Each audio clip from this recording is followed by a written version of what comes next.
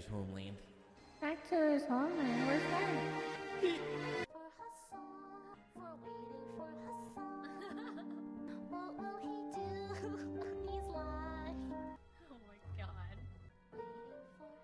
I just miss him. Waiting for Hassan. What will he do when he's live?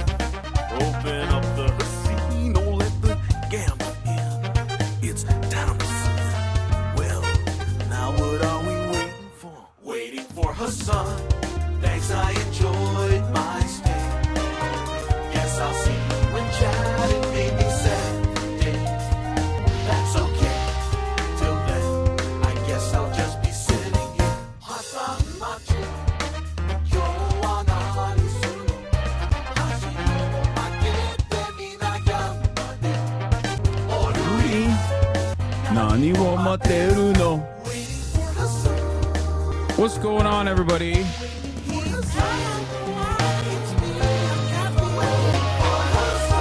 I'm Hassan Piker, and this is the Hassan Hour broadcast coming to you live, rain or shine, as always, from cloudy California, Los Angeles, folks. We're live and alive, and I hope all the boys, girls, and MBs are having a fantastic one because today's a beautiful day. It is a very special day.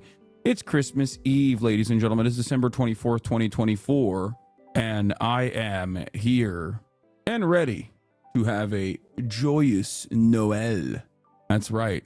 Folks, we are live, we're alive, and I hope everyone's having a fantastic one. The lights of the Christmas tree are not on. True. Good call. The lights on the dogs are not on either. I don't know why. Write it down. I am live. I'm alive. And also, I just demonstrated fire safety. Ladies and gentlemen, just so you guys know, happy Hanukkah as well. Happy Hassanukah / Socialismus for those who celebrate. But, I'm live, I'm alive, and we are going to be celebrating Le Joyeux Noël, okay, as always, because there are no bank holidays at the Hassan Hour broadcast. Let's be real. Let's be absolutely certain. There are no bank holidays at the Hassan Hour broadcast. We're live and alive every day. So, happy Festivus to those who celebrate that as well. Folks, this is the part of the broadcast where I tell you about my personal news about what's going on in the world of Hassan Ivy Piker, and of course give you a little update on Kaya, Miss Kaya Piker, as well. As you can see, she's zooted, giving a vicious side eye to me and to the chat. The Global Alex, thank you for the 20 gifted subs, and Valorante, thank you for the 5 gifted. I don't know why I'm thinking Valorante, but Valorant is gifting subs for every 5 gifted subs. So anyway, Kaya is doing fantastic. I ended the broadcast last night. I hung out with my dad a little bit. I went to Staples because my mom every single year makes calendars. As you guys know, she makes family calendars. These are like number one thing that she loves doing. And you said it like that because you love Luigi. Yeah, I do love Luigi. Anyway, yeah, my mom is keeping Staples alive. Like literally, it would not even be alive if it wasn't for my mom. So I did that. I gave the calendars to my dad. He brought it over. And then I spent the rest of the night hanging out with my little lady. My little lady who is definitely starting to feel a lot better. Seemingly in a much better mood than she was yesterday. That's for sure. But still absolutely zooted. What are you looking at? Huh? What are you looking at? She's staring at me like, you did this to me. You did this to me. You gave me a tummy tuck. You kept calling me fat and then gave me a tummy tuck. I'll tell you something funny. So originally, I can't, it's so funny. She's just like looking up at me with a side eye. It's really funny because the vet was like, hey, just so you know, she's gonna be a little woozy, she's gonna be a little drowsy, she's not gonna want to eat, right? And I was like, don't worry, I think she will want to eat. Okay, Machine Gun Kitte, thank you for the 5 gifted. So I was like, I'm pretty sure she's gonna want to eat. I put the food in front of her and she scarfed that shit down so quick. Her fat ass is like, I'm good. So yeah, she was hungry. I thought they're supposed to get the cone of shame. She did have the cone of shame. I took it off and I put this much nicer cone on her instead because it's like young stinker. Thank you for the 5 gifted. I think it's much more comfortable. She couldn't work. Yeah, the cone of shame, but this is the donut of dignity because the cone itself was causing her to like hit stuff. Like she couldn't figure out how big the cone was and it would scare her. You know what I mean? But yeah, we got her the donut of dignity, so she's good. Just watch the pod episode. How the fuck do you just sleep as soon as you close your eyes, dog? Like a baby. Like a goddamn baby. I don't know. It's just like super easy for me. Yeah. Not to flex, but yeah, fairly easy process for me. I'm not gonna lie. I close my eyes and boom, I'm out. But goddamn, Anarchy Evolution, thank you for the 5 gifted. That is insane how overactive your brain is during the day with how overactive your brain is during the day. I think that's why. I think I just like am fried by the time it's time to sleep. What is this? Gaming is back. Do you beat your meat before you go to sleep? Yes, of course. Glizzy Gobbler, thank you for the 5 gifted. Megaphonics, wow, thank you for the 5 gifted. 2 merch giveaways back to back to start off the day. Let's do it. We have a lot of merchandise that was gifted to the community by other community members, and therefore we're gonna periodically do giveaways throughout the day. We're gonna periodically do giveaways throughout the day as well. First, hold on, it's not even started yet. Wait until people are immediately hitting enter. Jesus Christ. Okay, well, in any case, while you guys do that, I'm going to continue on with my personal news about my stories. But yeah, I went to sleep last night, woke up early, as always, you already know, and I went and I balled with Elam and Greek. Nicewig has left. He went back home to be with family, but I'm still here. Look at that. Just absolutely look at that. It's called a masterclass, folks. Just a masterclass, you know, doing a little King of the Hill. 3 dribble King of the Hill, not a big deal. It's the people, bro. Just cooked Elam. But yeah, the pink beanie. Yeah, I'm cold. It was cold this morning. It was cold and groggy. But yeah, I punished him for saying type shit. Also, here's a photo of Kaya from this morning. As you guys can see, this is her scar. She has a very gnarly scar. This is where they cut her fur. The first giveaway ended, by the way. The first winner is Rip Ra Chill. R.I.P. Rachel. Congratulations. Go to ideology.shop/pages/redeem to claim your prize. Do you work out during the day or at night? Which one helps you sleep better? I work out in the morning. All right, second giveaway is going to come in.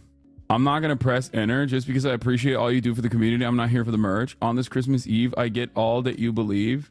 This is completely unrelated to the Panini Press on my Christmas list. Oh my God. All right, second giveaway. Enter now. Chatters are wilding out, it seems. God damn. I'm not here for the merch either. I'm here for a gifted sub. Yeah, well, that's another, you can get that as well. People are periodically always gifting subs. Best way to support the show is gift subs to others or by subscribing on your own. You can do that for free with a Twitch Prime. Who won? We have a max 1 limited entry per giveaway. Chat, we have our second winner. Ghost Dog. Thank you for the 10 gifted subs. Hey boss, just wanted to let you know I haven't clowned on you at all in Hoscord this year, and it's unrelated to the TV on my wish list. Yeah, you're not getting shit, G Boozer. Second winner is Zeno Cidic.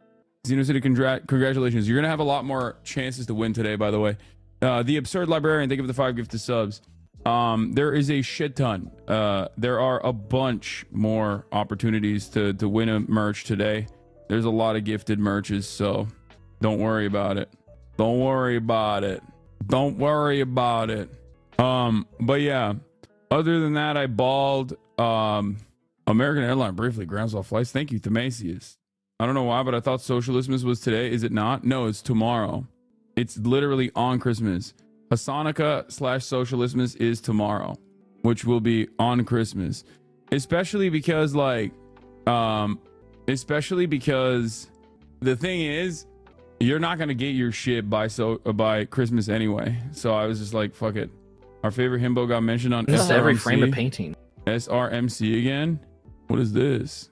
This is every frame of painting. Contemporary art. I have not watched a new Boy yet. You keep the grind up, Hasanabi. Kwanzabi too. Yeah, Kwanzabi. I think the reason why it says on the Google Doc the last date is like 12/24 is so that we can get it in by 12/24. That's probably the reason. You need a Christmas drop or special for the merch? What? We have been doing it this holiday season. One, we gave chatters the opportunity to gift other chatters merchandise.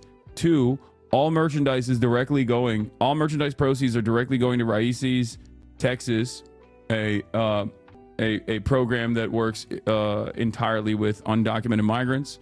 So all proceeds, 100% of proceeds are going directly to that. They get legal help, legal counsel, and other forms of help for undocumented migrants. And we've been doing that for the past, month or so. So yeah. Do you think you can sell ornaments next year, or is just clothing? Just wondering. I would buy an ornament. Raíces, not Raíces. Sorry, Raíces. Suki Saperstein, thank you for the 20 gifted subs. Any idea how much it was raised so far? I have no idea. I'll ask. But yeah, we have like 12 more gifted merch opportunities today. Buns of Steel, thank you for the 10 gifted. Yeah, let's watch this. Every frame of him. Every frame of himbo. Oh. My new sexy art book. Yeah, it's kind of like how Markiplier had like the tasteful but it's nudes. super suspicious because I'm just going over to Hassan's house only. It's like, yeah, dude, we got to get more pics. He's like, wait, you're getting more people than me, right? I'm like, mm-mm. Well, Only need one. There's one picture of Luigi in the back. Yeah. Oh, cool. That's the goat. It's like You gotta in have honor Luigi in of there. Luigi. And they're all of the pictures are signed off by that one really horny Hassan Abi head Anti-Piker. What's his name? Anti-Piker? Anti-Piker. On That's Twitter. He has to crazy. sign them all off because he's the authority of all the. I like that. All right. Anti-Piker being a known All right. entity is if you're crazy. himbo, leave a comment below. This is every frame of painting. Contemporary art. Anti-Piker is known as the #1 horn dog, which is crazy. Anti-Piker turned being serially criminally horny into basically a profession at this point. And you gotta respect it. Anyway, later in the day, my family's gonna be here. So obviously when they get here, I'm gonna be done. I'm gonna end the broadcast and I'm gonna spend some time with them. So it's gonna be a shorter stream than usual, but tomorrow will be a regular stream, so fear not. I haven't seen a smile this iconic since Maryland. Yeah, okay, listen to me. I'm starting to get a little jealous because I won't lie, okay? There's too much anti-Piker thirst posting about Luigi and not enough thirst posting about me, and I don't like it, okay? Oh shit, oh my god, what am I doing? Why am I free scrolling anti-Pikers? I almost saw something devastating, okay? Jesus Christ. Don't say that. Oh my god, it's over now. They're clipping that and saving that forever. Yeah, I don't like it. Okay, we got this one. We're using this as a blast off image. All right. Nah, scroll down again. No, we're not scrolling for shit. I've fallen off the throne. Anyway, with special guest, Socialism is tomorrow with special guest. Special guest hint. I already leaked it, I thought. It's LOL overruled. And he's staying with me. What's up with the porno stash? I don't know, ask your mom. Got him.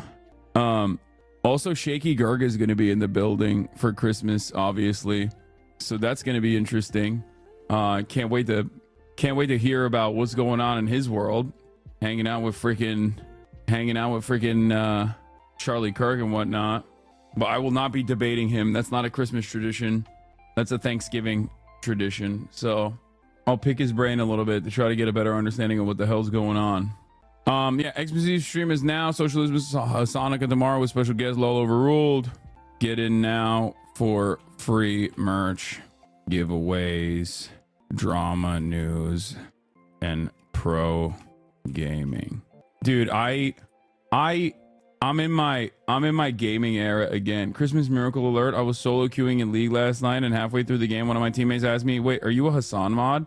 And that's how I found out I got teamed up randomly with fellow Hasanabi head Spider Snacks and their Hasanabi head wife. So there are at least 2 married Hasanabi heads who also play League. Dude, I swear to God, Megaphonics' entire vibe now is just like always bringing it back to the fact that he has a wife. Like basically everything, like Megaphonics used to be corny, sometimes cringe, sometimes productive, not all the time, like rarely ever, but he used to be mostly, yeah, Fizz is right. Megaphonics used to be a Elon guy, and now he's just a wife guy, which is definitely leveled up from being an Elon guy. But everything he brings up in the chat, everything he talks about in the chat is just basically rubbing it in your face is that he's a wife guy, okay? He's Mr. Wife Guy. Anyway, here, we're freaking blasting off, baby. Bro missed the wholesome point of the story to dunk on me. What do you mean? We know what the real point of the story was, dog. What is this? Anyway, blasting off. Wait, in Sydney, cops found something terrifying in a car. When one of them was asked about what they encountered, it was quite evident that he lost his speech for a second, and the cop consolidated his strength and provided the chilling description. Okay, what happened? Let's see. There are material that appears to be anti-Semitic. What's the anti-Semitic material? Well, there's a small watermelon. Wait, they're a mod? No, Megaphonics is not a mod, but he is one of the known community members, and I think as a known community member, people oftentimes hear their names and they mistake them for a mod usually. What is this? The CEO who was Oh, I saw this. This was crazy. I saw this morning. It's so funny that I feel like our TikTok timelines are basically the same. Like if you spend enough time in this community, in this chat, like we have very similar TikTok timelines, okay? Because I just watched it this morning. shot was a client of ours, actually. So like I know him. This guy literally knows Brian Thompson personally, okay? He knows Brian Thompson personally. Listen to what he had to say. A good guy, unfortunate, but I understand the stand that was taken, but not in the right way, but in a way that's visible. I understand how it got there. People say, I don't agree with it, but I understand. I would say that's where the camp I'm in. Yeah. Are you in the same camp? Yeah. Okay. Yeah. I don't think it was right. It's crazy. Like, this dude's like, yeah, I knew him personally, you know? Great guy. Totally get why they killed him. Wrong. Mine are hot conservatives talking about seed oils. Hey, what up, Squeaks? I want to be on that timeline, honestly. I don't know why my For You page does not have that. So, Merry Christmas, Squeaks. I'm squeaksing my shit right now. I got lotion all over it. I'm squeaksing it. One of my parents worked for him directly. They say the same thing. That's so funny. It's like, dude, I'm telling you, for-profit healthcare is just so fucked. It's just so bad that like other CEOs are like, yeah, dog, I mean, it's pretty bad. It's pretty bad. I get why someone was forced to the brink of violence. And it's really interesting because while people say this, keep seething, while many people say this, there are still people who are holding on to this notion that like, no, people are only invested in Luigi because he's hot.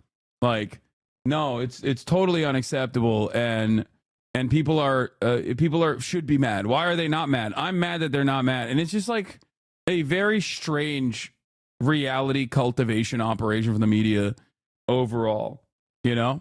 It's like, no, you're not supposed to do this. You are not supposed to say like, maybe the fucking murderer had, maybe we understand why the murderer did the murder. You know, you're not supposed to do that.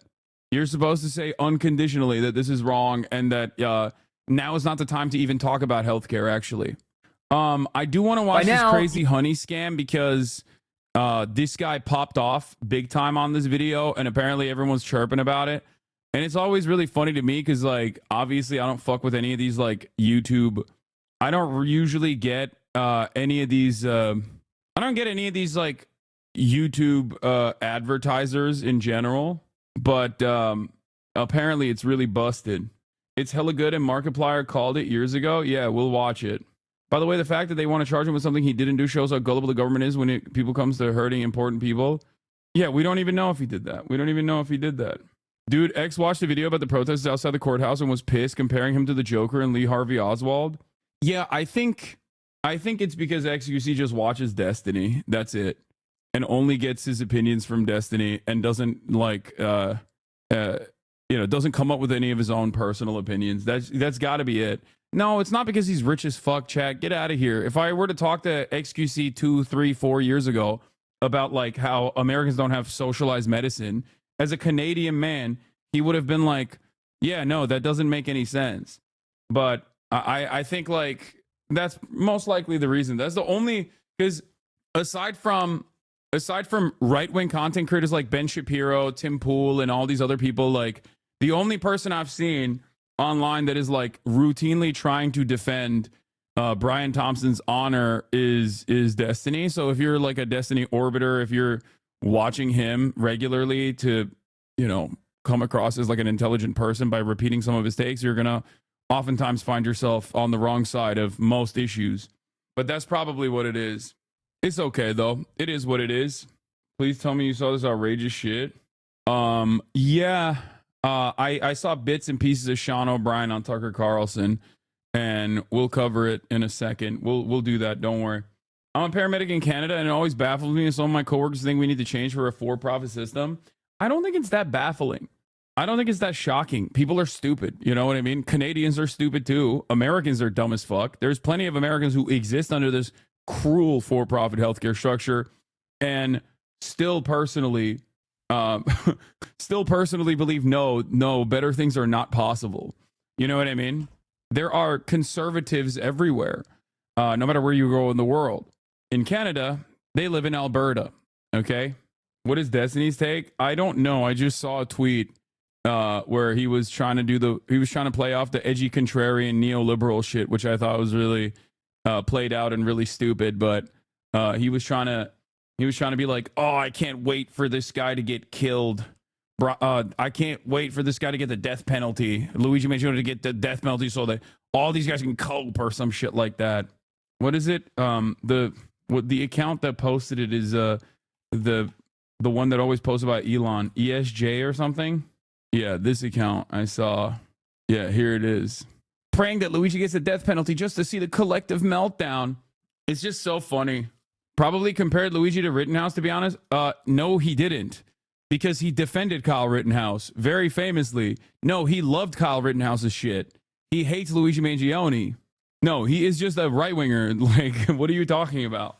He's defending the honor of for-profit healthcare. That's what he's doing, you know?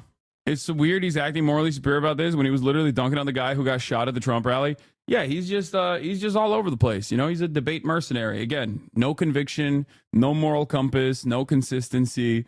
He will present itself. He will present his arguments as though they are morally consistent, but it doesn't matter. You know, if you consistently get your nose from this guy, you are most likely going to be on the wrong side of virtually every issue. But hey, if you can repeat his talking points fast enough, maybe you will think that you're coming across as brilliant. But most people will slowly but surely pull themselves away from you, not because they can't stand your brilliance, but because you're both annoying and also wrong. That's it. And constantly want to debate about how right you are, even though you are very obviously wrong. You will never be able to debate someone out of the harm that they have personally experienced by for-profit healthcare, for example. It's just not going to happen because they saw the pain with their own two eyes. But good luck. Yeah, you can't debate people into liking you. Like, I'll tell you that much. All right. You can't just be like, I'm going to debate you into liking me. I'm going to debate you into thinking my vibes are good. Anyway, yeah, we got 60 minutes, crazy 60 minutes propaganda. A man shouted Germany for Germans during a minute's silence for the victims of Magdeburg is countered by boos and Nazis out chants. What is this? So now one of Colbert freaks out and changes the subject immediately after Claire Danes admits that the CIA allies itself with legacy media and mainstream journalists. That's weird. What the hell? Odd. Tie it down. Salam alaikum. One of the things that you do you do this every season where you go get to spend some time with some action? Is this an old, like, what is she in that, like, she's doing a Colbert report? Is this like an old video that they resurface or something? Spies? We do. It's like the coolest part of my job. Who sets that up? Who calls the CIA and goes, we just like to come in and hang out with you guys? Yeah, so Henry Bermel, who is one of our founding... I'm really surprised Destiny's having this position. It's so fucking popular and everyone agreed with Luigi. I remember you read my message on how I assumed Destiny wanted Biden to step down and you said I was wrong. I assume political commentators had a bit of brain. No, dude. It's entertainment. It's content. You need to understand. For many people who don't have genuine convictions, this is just about content. It's about making content. It's about coming across. It is basically about coming across as unique as possible. Okay? Everybody tries to slot themselves into their own individual avenue. Most of these people, it's an old clip. Colbert isn't that young anymore. Yeah, this has got to be an old clip that they've resurfaced because what the fuck is she doing on the Colbert Show? Anyway, we've moved on. But there is, yes, this chatter is correct. There's a take economy out there. I don't necessarily participate in it, even though a lot of the things that I say frustrate people, and then, you know, people clip it out of context or whatever, and then blow it up out of proportion. But I don't participate in the take economy because my takes come from my own individual biases, my own personal opinion. It's not something that I am saying specifically so that I can get the most amount of eyeballs on it. Okay? And that's precisely the reason why there is always a boom bust cycle with this community as well. Because sometimes I'm like, nope, I'm stuck. I'm perma stuck on this opinion. I will not move away from this. I will not move away from my opinion. Israel is a great example of this. Okay? Where I just firmly am grounded in my perspective, and I refuse to budge. And a lot of people freak out and they get mad and they leave, only to come back later when they find out that maybe I was right and that history has vindicated me. But that's it. It's not about like assuming a contrarian position specifically so that I can get the maximum amount of attention. It is what it is. Anyway, Hassan, history has not been kind to you. Have you forgotten Ukraine and Russia? That's so funny that this is the one thing that people still grab onto. And it's hilarious because like the analysis was still very much sound, because history has vindicated me on that as well. That like not only did I apologize for making the wrong prediction and being incredibly convinced that it would be an unimaginably stupid endeavor for Russia to invade Ukraine, it was an unimaginably stupid and unimaginably cruel endeavor. So that part was correct. And it has not panned itself out. It's not necessarily been successful for Russia. So unless you think it's successful for Russia, I don't know what to tell you.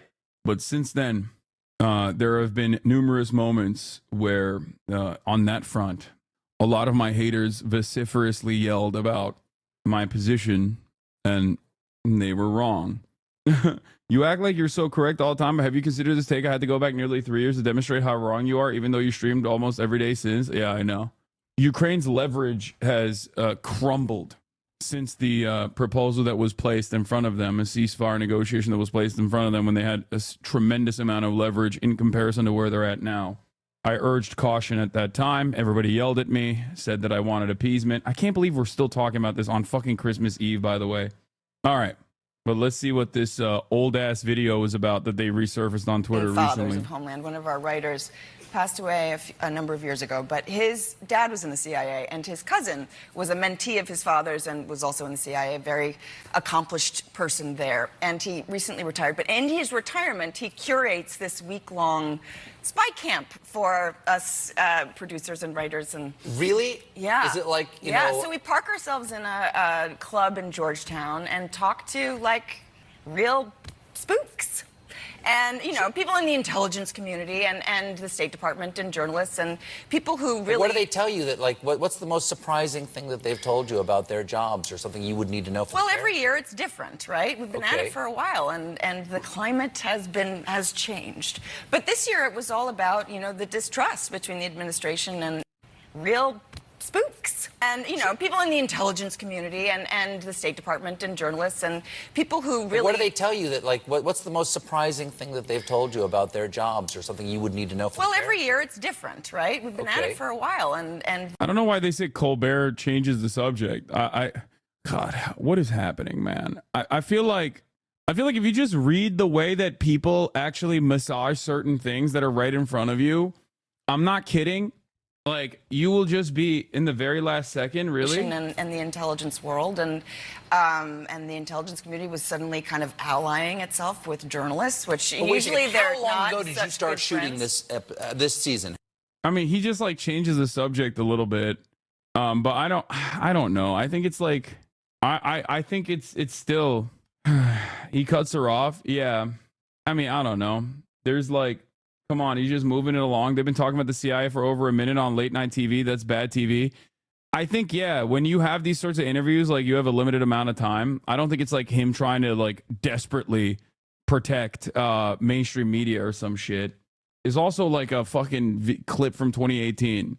It's also true. Yes, of course the CIA and the intelligence community aligns with mainstream media. They play a fucking formative role in building up certain State Department narratives. This much is absolutely true. And Colbert probably plays a role in that as well. But I suspect that it's him cutting that off is probably to move it along more so than because he's like genuinely scared that the truth is going to come out on his show or some shit. Yeah. Also, those conversations are not live. They're not live. You know what I mean? They're shot live to tape with a real audience, but if they were truly terrified of like some secret coming out, they would have just cut that segment in its entirety. You know what I mean? Like, I think he's just probably trying to move the conversation to whatever she's promoting. Anyway, let's talk. How much does the CIA pay you? Not enough. Unless my CIA handlers are gifting subs in the chat, I would suspect that they're paying me nothing because you are the CIA in this equation. You are who pays me, my subscribers. Yeah. So technically, as Valorant is CIA as well. You can show your support by subscribing for $6 or for free with a Twitch Prime or by getting gifted a sub. Let's continue. Canadians are heading out today for the holidays with a dangerous combination of winter weather of snow and ice. It could build on the roads in parts of the Midwest and Northeast. Yeah, so you're taking a live look right now at a highway in Albany, New York. The snow already making driving difficult and potentially dangerous throughout the Northeast. I'm kind of jealous about this. I'm not gonna lie. This gives me a little bit of jealousy. Lexi T, thank you for the 5 gifted. Mike Robot, thank you for the 5 gifted. Both CIA people. It's just, don't be, I know. But for me, it's like this morning I was bawling and it's like kind of chilly here. It's kind of dull. It's gray. It's cloudy. But when I see snow, I'm like, damn, like that's real Christmas spirit. You know what I mean? I can't get into the jolly holiday season attitude in Los Angeles. There's a 1L for LA. Which is that it doesn't snow, obviously, which is usually a W for most of the year. But this one interim period in the holiday season for Thanksgiving, I needed to be kind of chilly and cozy, autumn vibes. And for the day of Christmas, it needs to snow. And without those two key factors, it doesn't feel holiday enough. Ariel Reshef joins us now with the latest. Ariel, it is a bitter cold start to the holidays. Hey, good morning and happy holidays, Rachel. And it's not just the weather wreaking havoc. We've been following that. Snow is fun until you have to deal with snow tires, shoveling driveways, slipping on ice, sliding on the roads, house maintenance, higher light bills, etc. No, I know. I mean, guys, I grew up in Turkey where I experienced 4 seasons, including snow, and I lived in New Jersey. I know very well what it's like to have all of the seasons.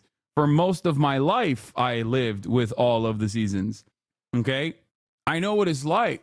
I'm just saying that it's something that I kind of miss, but only if it's something that I kind of miss, only if I get it in like small bursts, if that makes sense. Because if I had it all the time, if I had it for like months on end, I'd probably kill me. Brian kill me. Breaking travel news this morning for our viewers in the West. American Airlines grounding flights this morning. The airline blaming a technical issue and apologizing to customers for the inconvenience. Fortunately, that ground stop was lifted after about an hour, and we're not seeing any major impacts on flights so far, but we'll track that ripple effect throughout the day. The disruption coming as a quick winter system is moving east this morning, bringing a white Christmas Eve for millions. This morning, a winter blast impacting millions traveling for the holidays. From Massachusetts to And this upcoming year, I do still plan on having a snow day for Kaya. Like maybe go up to the mountains. Murat, where could we take Kaya to see snow for the first time ever in her life? Where could we take Kaya to see snow? Like that's close distance enough that we can drive to. Do you not hear me? Oh, Big Bear? How far away is it? Wow, it's not that is only 2 hours? Wow, okay. All right. Take her to the mountains of Tibet? Yeah. People are saying Lake Arrowhead, it's even closer. Oh, Lake Arrowhead is Big Bear, he said. There's no snow up there right now? Yeah. Yeah, we'll find it. There's definitely some snow in California, especially around these months. And once it's snowing, we'll I don't know, maybe before Japan or maybe after Japan, depending on when the snow season is. We also got to do the other thing to be able to do that. Wisconsin to Michigan to New York, swaths of the country blanketed by snow. Conditions enough to snarl some traffic on interstates and cause delays at the nation's busiest airports. After 5 hours, they fully canceled the flight. Everybody just gets a text message like flight canceled. In Southern California, storms bringing 30-foot waves and flooding. In Santa Cruz, a man killed after a large wave pinned him under debris. This powerful Pacific surf knocking part of a pier into the ocean. Oh my God. Restrooms at the far end of the wharf breaking up and bobbing in the water. A man in a hard hat and another man near heavy equipment seen waving their arms, floating on the wreckage. 2 were rescued by jet skis. 1 other swam to shore. Luckily, the winter weather hasn't had a dire impact on travel. If you what's up with this? Like, why is she mobbed up? Like, they're just posted up driving to your behind holiday her. destination today, good news, AAA is predicting the roads will see minimal traffic, and the average price of gas is hovering around $3.04 for a gallon of regular. Safe travels, Gio. Some good news. Happy holidays, my friend. Let's get you inside and out of those 26 degrees right now in Times Square. 'Tis the season for spending time. 'Tis the season for spending time with those you may not always. Why half of Americans expect conflict at holiday gatherings and how to handle it? That's so funny. This is so stupid. Agree with. There's a new survey that finds that nearly half of Americans expect heated discussions at holiday gatherings. This like every single holiday season as Jank takes on more confusing positions, I become a part of the 48%, when previously I never thought I would be. You know what I mean? Gatherings this year. And by the way, it found a few hot button issues that are sure to fire things up. In third place, religion. Never talk about religion. Coming in second, family issues like parenting and finances. And in first place, not surprisingly, the survey found that the most controversial topic is politics. All this has 1 in 2 people planning to avoid holiday gatherings altogether. That's because more than 30% of people say they don't think it's possible to have productive conversations about different views without conflict. So how do we navigate all of this? How do we agree to disagree? Well, Dan Lyons joins us. He is the best-selling author. Being a nuisance at family reunions, yeah, except my family is in agreement with me for the most part. Like, there are obviously disagreements that we have, but they're not like large enough or significant enough to fight over. Jank is the outlier in this situation. Ironically enough, he is literally the outlier. Yeah, we have a family of max leftists. Yeah, Shaky Gurga has become the fucking black sheep of the family in this regard. Author of the book, The Power of Keeping Your Mouth Shut in an Endlessly Noisy. And I do think that I'm in a unique predicament because, like, I'm a political commentator, and so is my uncle. Like, if we just had like regular ass conservatives or whatever, conservative relatives, it'd be a little different. You know what I mean? Like, Cenk collaborating with Charlie Kirk is very different than like you talking shop or talking about football with your conservative coworkers. You know, that's something that I need to explain quite frequently, which is that one of the most significant principles that I routinely repeat is be fucking normal and don't be weird. Don't be a weird loser.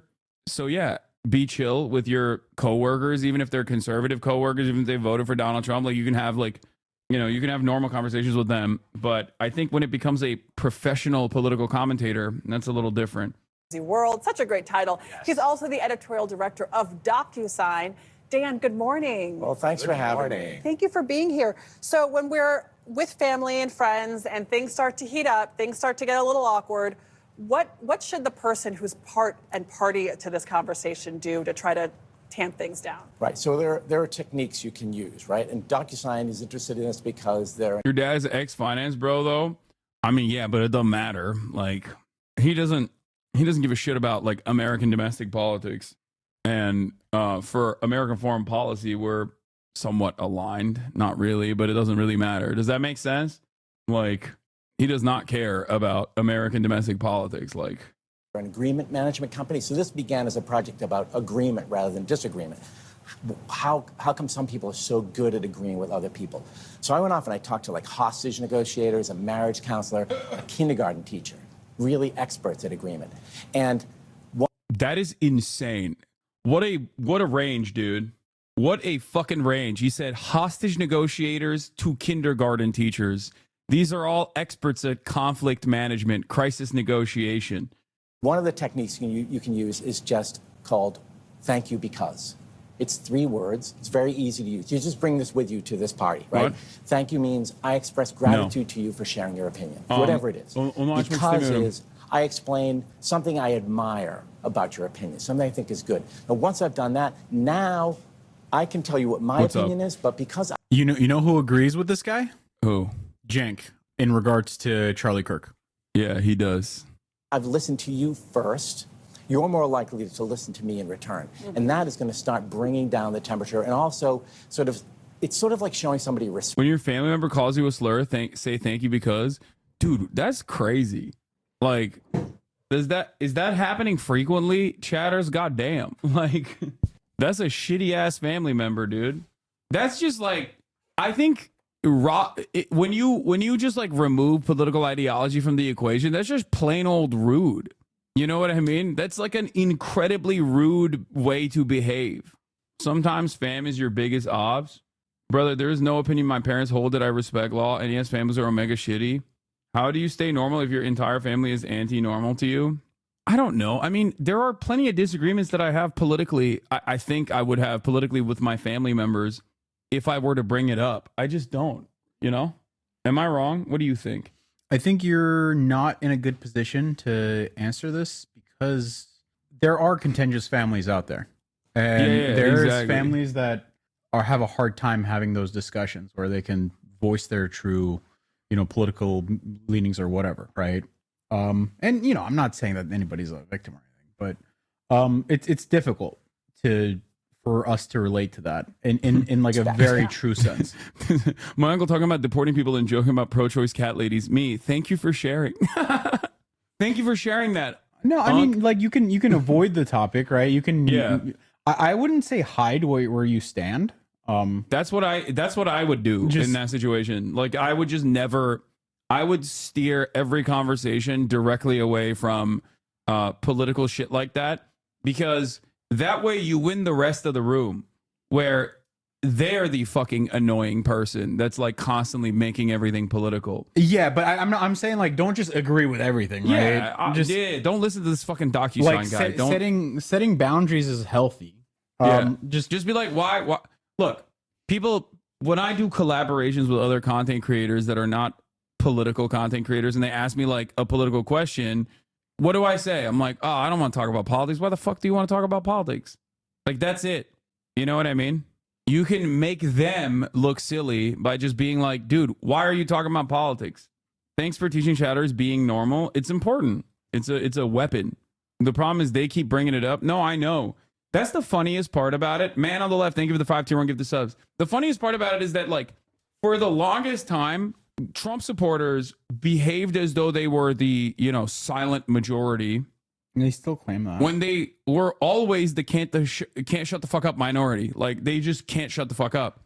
Nowadays, I feel like they've become even more galvanized. They've become more emboldened. So they just never shut up. They love talking about how the rest of the family doesn't understand me because, I voted for the right guy. I voted for the great white hope. And it's just like, dude, okay, you voted for Trump, man. You got it. We'll see what happens. I don't think that it's going to be good for you, and I don't think it's going to be good for anybody else. But, like, can we just not have a political discussion for once in our entire in this entire goddamn holiday season? Like, just shut the fuck up. Because I have noticed that, like, Trump supporters nowadays especially are, like, very excited to have those conversations. They are very excited, where their entire goal is to be like, yeah, we got it. Ooh, my guy won. Okay, man, I heard that there's an echo. There's an echo. I know. I turned it off. I turned off Marat's microphone. Okay, shut up. No, I already silenced you, so they can't hear you. Which is what you want to begin with. So you also talk about this tactic of mirroring. What is mirroring? Mirroring is literally starting your sentence saying a few of the words of your last few words. So you say something to me, and I start by saying, oh, rough day. You're saying, oh, I had a really rough day, and I literally just say, oh, rough day. And that actually keeps you talking. So mirroring is a way of me showing you, look, I'm listening to you, I'm actually hearing what you say, and I understand you. So you're also building empathy. A lot of these agreement tricks actually... Yeah, this is dumb as hell, bro. This is dumb as hell. Ne diyorsun baba? Açtım kapıyı. Açtım. All roll back to empathy. Just showing someone, hey, I understand how you see the world, and I understand... This is for literal babies? Yeah, this is for literal babies. That's why kindergarten teachers are what he heard from. Wait, this video has only 1.6K views from one day ago and only one comment. And it just says, don't serve alcohol. This is such a funny video. I'm skipping the rest of this. This is stupid. All right, we're going to talk about Donald Trump. Yeah, you should tell your grandma, suck my dick, grandma. The revolution won't spare you. That's the smart thing to do. Mirroring my uncle. Yeah, the T slurs are fucking everywhere. It's so funny. You're a goddamn fascist, Grandpa. You will die one day. We will send you to the salt mines.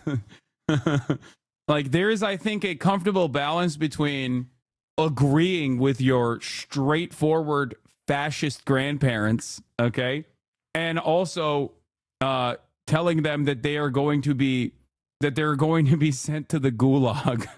And I think the middle ground there is just to be like, I don't want to talk about politics, man. That's it.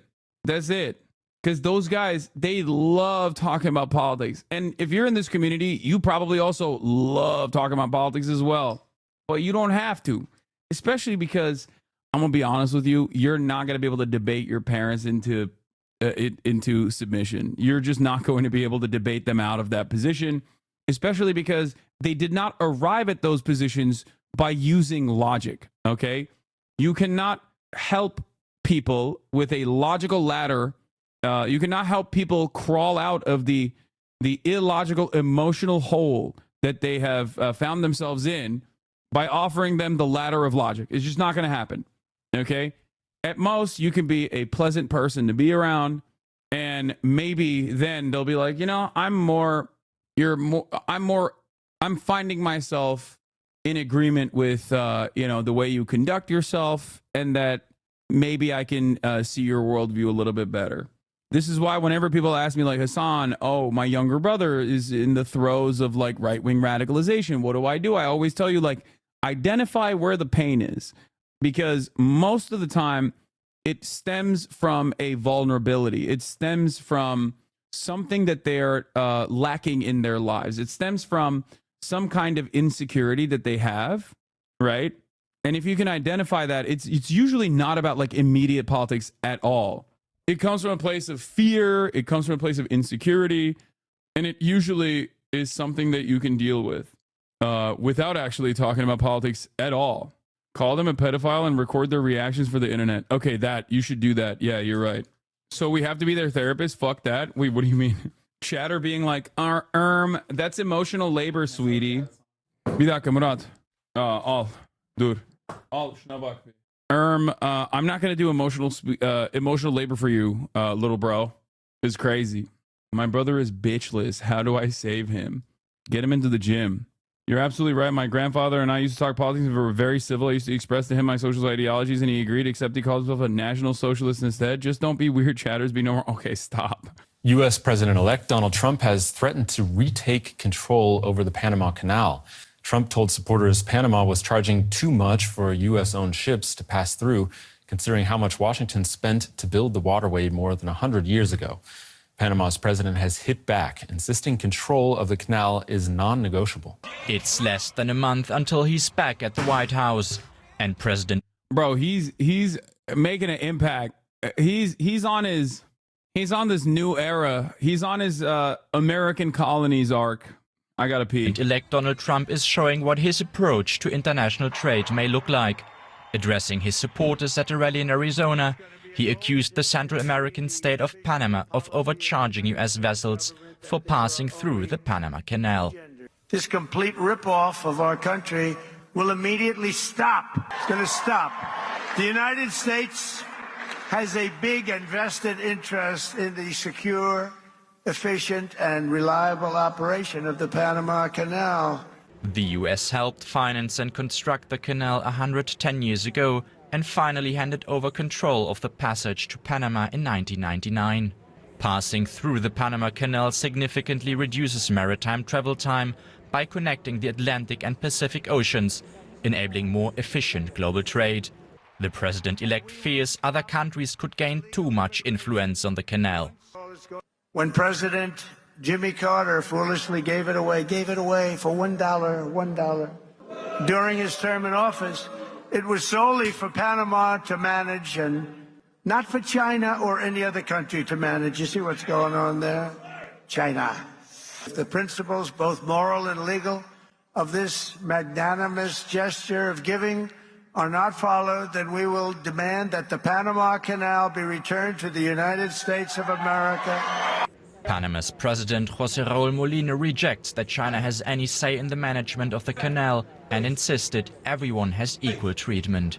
The canal is not controlled directly or indirectly by China, European Community, the United States, or any other power. As a Panamanian, I reject any statement that misrepresents this reality. The canal will continue to be in Panamanian hands as the patrimony of our nation and guaranteeing its use for the peaceful and uninterrupted transit of ships of all nations. While Trump has yet to clarify how he plans to enforce his threats, the world may have caught a glimpse of what to expect from his second president. Go to the Panama Canal IRL. They have a train that goes from coast to coast in some seasons. There are so many videos on the Isthmus of Corinth. You can walk over and watch the ships pass under you. I want to see. These little animations are pissing me off a little bit. I want to see real life. You probably know by now, the Panama Canal is dying. You've seen the headlines, watched the videos. The canal is facing a crisis like never before. Its lifeline, water, is drying. Ships are piling up in long queues waiting for days. Freight costs are skyrocketing and the ripple effects are being felt across global trade. And while Panama fights to stay afloat, other countries see an opportunity. They're racing to capture a piece of the $270 billion worth of cargo that passes through the canal annually, and its impressive $4.99 billion yearly revenue by creating their own megaprojects. This is the race to replace the Panama Canal. Which megaproject will take the ultimate prize and become the next trade route? One thing is certain, it won't go. It's crazy because, like, it's rinse and repeat. I suspect that no matter where they rebuild another canal, they will still inevitably run into the same issues if they don't actually fix the underlying, much larger problem, which is climate change, You can't infrastructure your way out of climate change. It is a global problem. And so I don't know. During the 2006 issue, the Panamanians voted for a referendum to expand the Panama Canal. Down without a fight. The Panama Canal is one of the greatest. I guess you'd have to swap the intermediate from a canal to maybe trains. There's a Chinese version. Have you ever imagined I've seen this one. I've already watched this video. I watched this video. It's fucking so sick. Like, I've watched a version of this video, not this exact video, but astonishing ship lifts and this is like stupid. This is the stupidest fucking. I mean, it's so sick. Look at this. Weighing thousands of tons are defying gravity and ascending into the sky. Something you wouldn't believe unless you saw it yourself. But how can a ship weighing as much as a skyscraper be lifted hundreds of feet above the ground? It's incredible. What kind of technology makes this possible? Time to find out. Dams are powerful tools for generating electricity, controlling floods, and storing water, but they also create enormous barriers by blocking the natural flow of rivers. This wall divides the river into two distinct sections: upstream, where water piles up into a vast reservoir, and downstream, where the water level can be significantly lower. The result is a dramatic elevation difference between the two sides. This is why Water 7 was one of the best arcs, in my opinion. Sides of the dam, ranging anywhere from a few meters to over 100 meters, depending on the dam's size and purpose. And here's the core issue. Ships rely entirely on the continuity of the river. Without a way to traverse this elevation change, the river is effectively split in two, bringing maritime trade and transport to a halt. This disruption not only affects cargo movements, but also the communities that depend on river routes for economic and daily activities. It turns what should be a seamless journey into a dead end, unless there's a solution. Historically, the solution to the problem of elevation differences created by dams was the use of locks. Locks are essentially giant water-filled chambers with gates at either end. Ships enter these chambers and the water level is either raised or lowered to match the next stretch of the river, allowing vessels to continue on their way. The use of locks to solve elevation differences in rivers dates back centuries. In fact, the first grand lock we know of was constructed in China during the 10th century, known as the Grand Canal's Double Gate Lock. But here's the catch. Locks have their limits, especially when it comes to very high elevation differences, like those created by... So they just said, fuck it, let's make lifts. Modern megadams. Imagine trying to build a staircase that needs to climb the equivalent height of a 30-story building. You would need countless steps, or in this case, a series of multiple locks. This becomes impractical for several reasons, such as the cost. You could easily fund one of these if you weren't a fake socialist. True. I could fund two. I just choose not to, you know what I mean? As you guys know, I have $10 gorillion. That is my net worth. My real net worth is my net worth is $10 quintillion. I just choose not to spend it. Space needed and the time it would take to go through different locks. This is where ship lifts come into play as an elegant and efficient solution. Unlike locks, a ship lift can handle a large elevation change in a single operation. Imagine an elevator, but for massive ships weighing thousands of tons. Instead of waiting hours to pass through a series of locks, vessels can be lifted or lowered quickly, saving both time and valuable resources. And there's no better example of this than the colossal Three Gorges Dam ship lift. As one of the largest ship lifts in the world, it's capable of elevating vessels weighing up to 3,000 metric tons. Imagine lifting something as heavy as 500 elephants, or about the same weight as a small skyscraper, 113 meters, or 370 feet, up in the air, all in just 40 minutes. This makes crossing the height difference created by the dam efficient and surprisingly quick compared to the traditional 5-stage lock system, which could take 3 to 4 hours. This boost in efficiency is crucial for a dam of this size, located on the busy Yangtze River. Since its opening in September 2016, it has significantly increased the river's freight capacity, allowing for safer and faster shipping while also cutting shipping costs by 25%. This ship lift is a complex piece of technology with some remarkable specifications. The lift chamber itself. So, did they mention this and I missed it? How do they power it?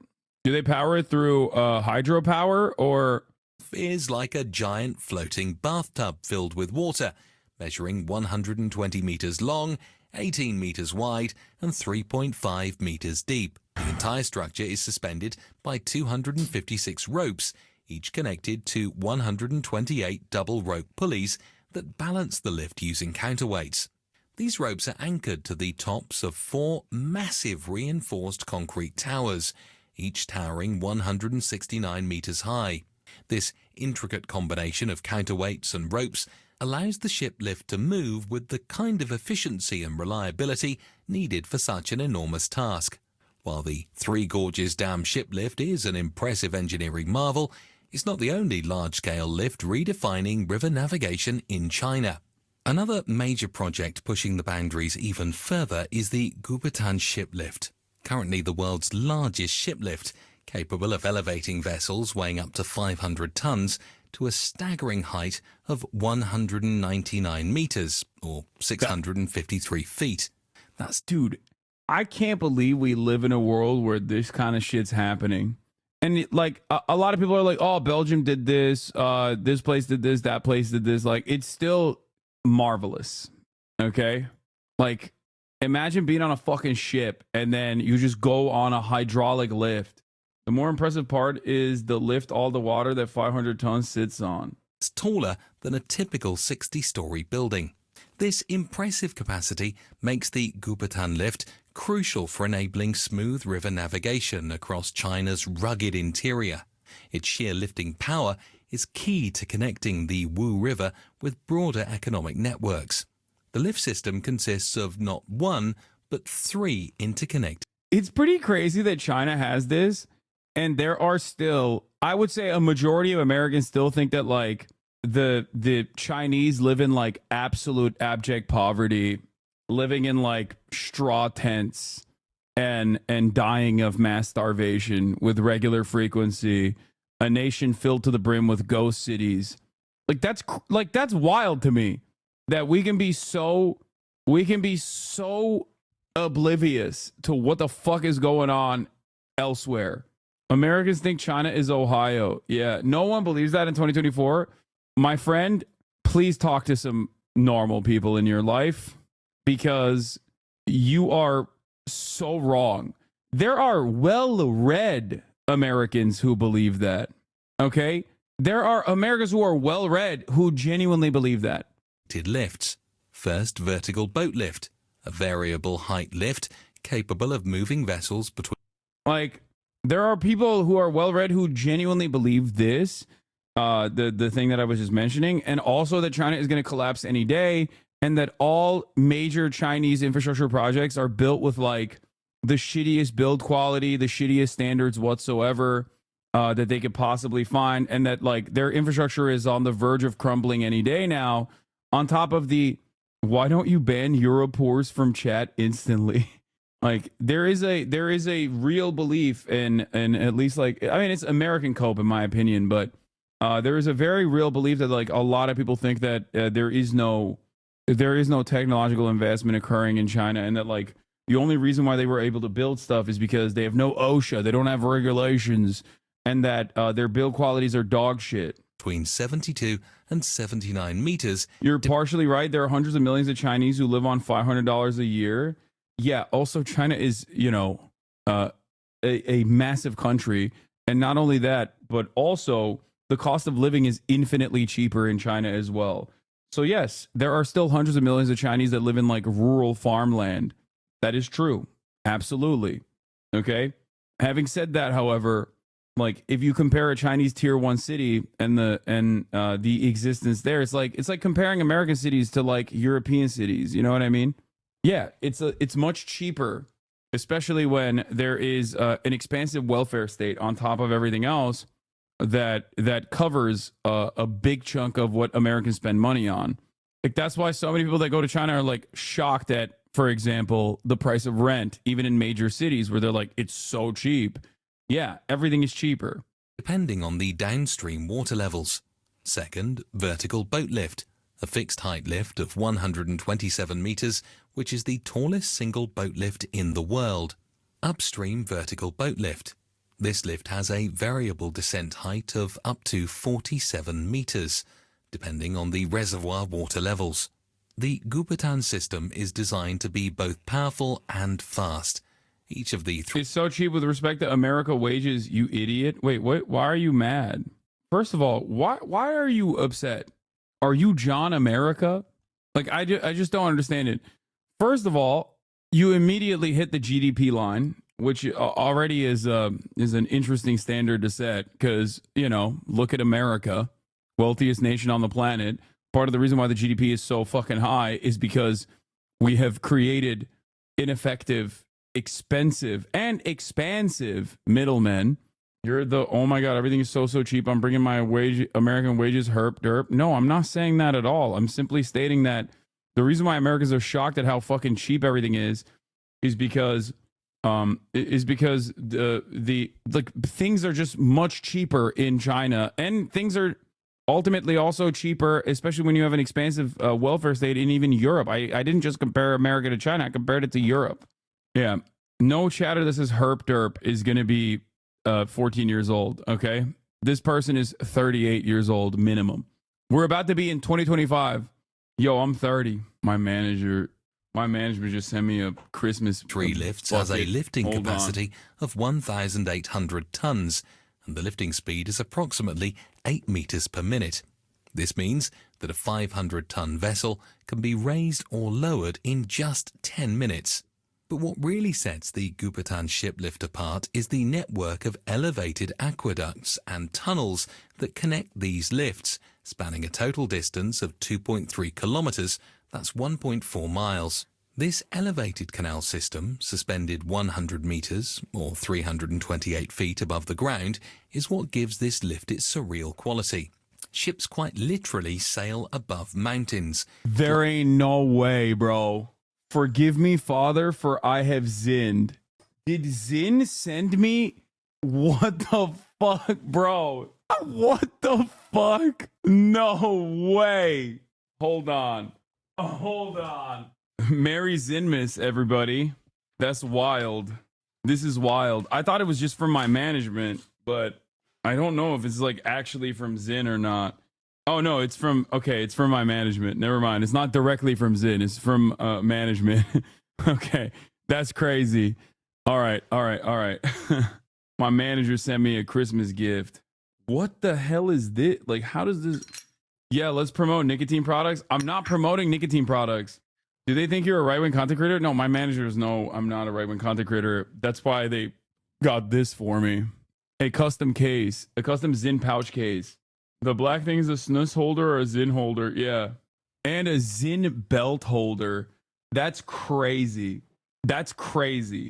And then this. I guess the top pocket is for like trashing it. And then the bottom pocket is the holster for like when you're done with your Zinn, you spit it into it.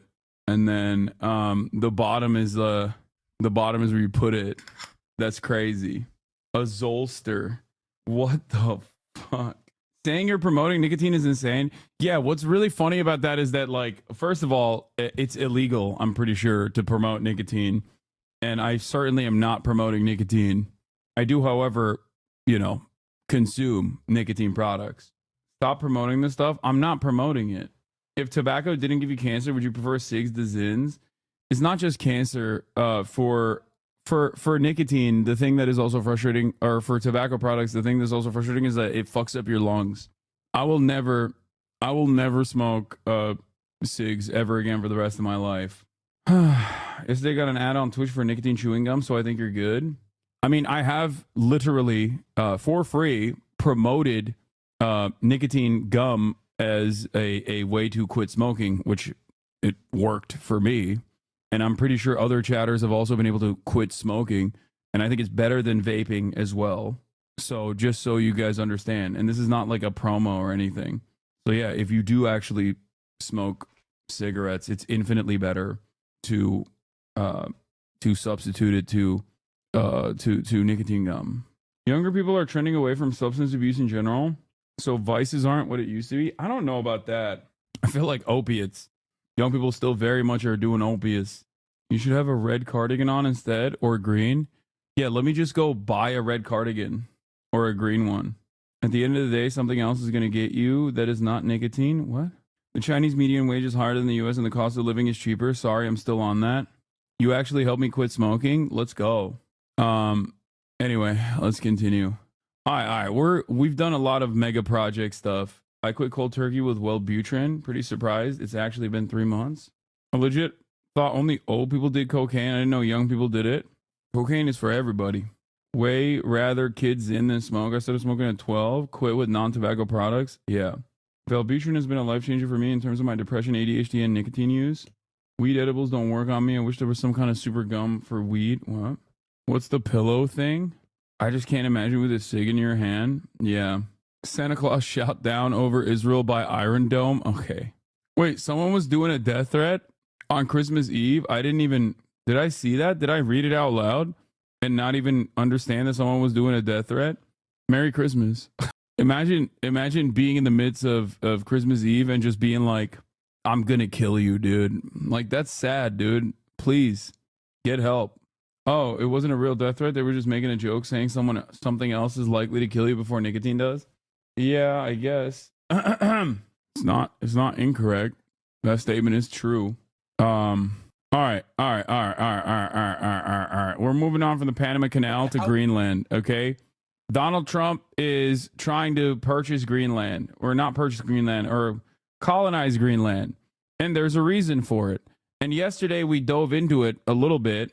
With our favorite boy, Donald Harris. Donald Harris talked about America's plans for Greenland. I'm going to go back to that now and watch that video. I'm finished that video where we left off. This massive island is located China and the USA are fighting over Greenland is the title of the video. Okay. Poor lady. Little lady. Please cover Denmark's response from last time where they counter-offered to buy America. Yeah, I don't think they have that. I don't think they have the money to do such things like that. Picking up where we rage quit? No, I didn't even rage quit. I had to go play Marvel Rivals. Conveniently within the Arctic Circle. This is why it was the chosen jumping off point for Arctic explorers who were trying to be the first to reach the North Pole in the early 1900s. In fact, the US recognized that this massive island was a smart geopolitical location a long time ago, convincing Greenland's colonizers to help them evict an Inuit community so that they could put an airbase up here. The top of the world turned out to be a perfect location to traverse their growing empire and to spy on the Soviets during the Cold War. They even had nuclear weapons up here for a time. And it wasn't just one base. Over the course of the 20th century, the US set up a handful of military bases in Greenland. They used this island to put up these massive radar systems, which would serve as early warning in case a Soviet invasion came from the north. And now it just looks like a full-blown prop from a Star Wars movie. I mean, look at these. So Greenland's strategic potential was clear, but once the Soviet threat went away, the US mostly abandoned its presence here. Though they still have that base way up north, and they've turned it actually into the base of their Space Force. But they eventually closed down their embassy in the capital, and Greenland went back to being nothing really useful to the great powers. Just a frozen island at the doorstep of a frozen ocean. So Greenland, this massive Arctic island at the gateway to the Arctic Ocean, is now becoming much more important. That's because this ocean that's always been frozen is melting more and more every year, opening it up to new trade routes, to new resources, to new versions of influence that can be exerted at the top of our planet. And so great powers are once again paying attention to this place. Because great powers no longer see a desolate frozen island. They see opportunity. They see an island perfectly located. Seeing the world like this is so weird to me. It's never normal. Like, I don't know if I'm alone in this, but I'm so used to seeing the thing. It like freaks me out. Orientalist brain. Yeah. I mean, it's not even Orientalist. I think it's like this is the Santa-centric model. That's literally Empire think, brother. I know. Close to new enticing shipping lanes. They see an island with territorial waters full of new resources, whose territorial claims theoretically extend all the way past the North Pole, incidentally overlapping with Russia and Canada. They see the potential of this place being a repository of rare earth elements, the stuff we need to build modern electronics like cell phones, computer hard drives, and electric vehicles. Suddenly, this place is becoming a lot more valuable in the eyes of people who want power. A fact that was highlighted by a guy who spent his life sniffing out real estate deals on land that was about to become valuable. Trump wants to buy Greenland. It's a large real estate deal. So the concept came up, and I said, certainly I'd be strategically, it's interesting. Yeah, that actually happened. Boy, that was a crazy 4 years. I'm glad it's over.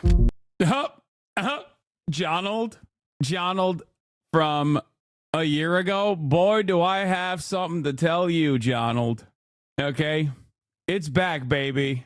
It's back and better than ever. Anyway, the point is that Greenland is now getting loads of attention and becoming much more valuable. Which brings me here to perhaps the clearest symbol of this renewed interest in Greenland. If I'm like an Inuit living in Greenland, I'd be hiding all the minerals. I'd be like, nah, there's no minerals here.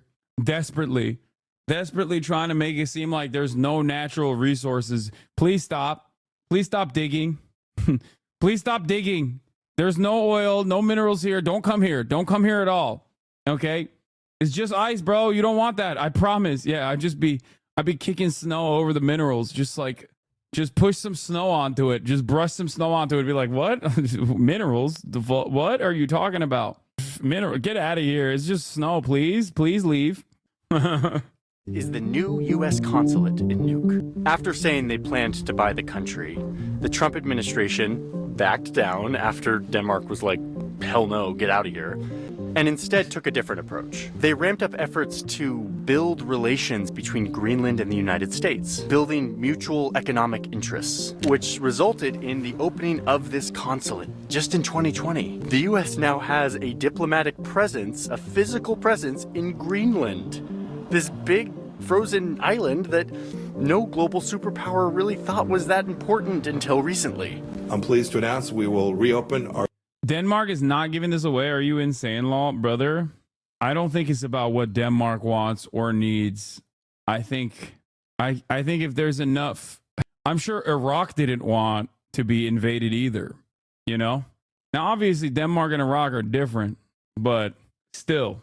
Trump's talking about invading Canada and Mexico, man. They're about to find some weapons of mass destruction in Greenland. Oops. Turns out Denmark had chemical weapons. They were using mustard gas on their own civilian population, I promise. Trust. Our consulate in Nuuk, Greenland this summer for the first time since 1953.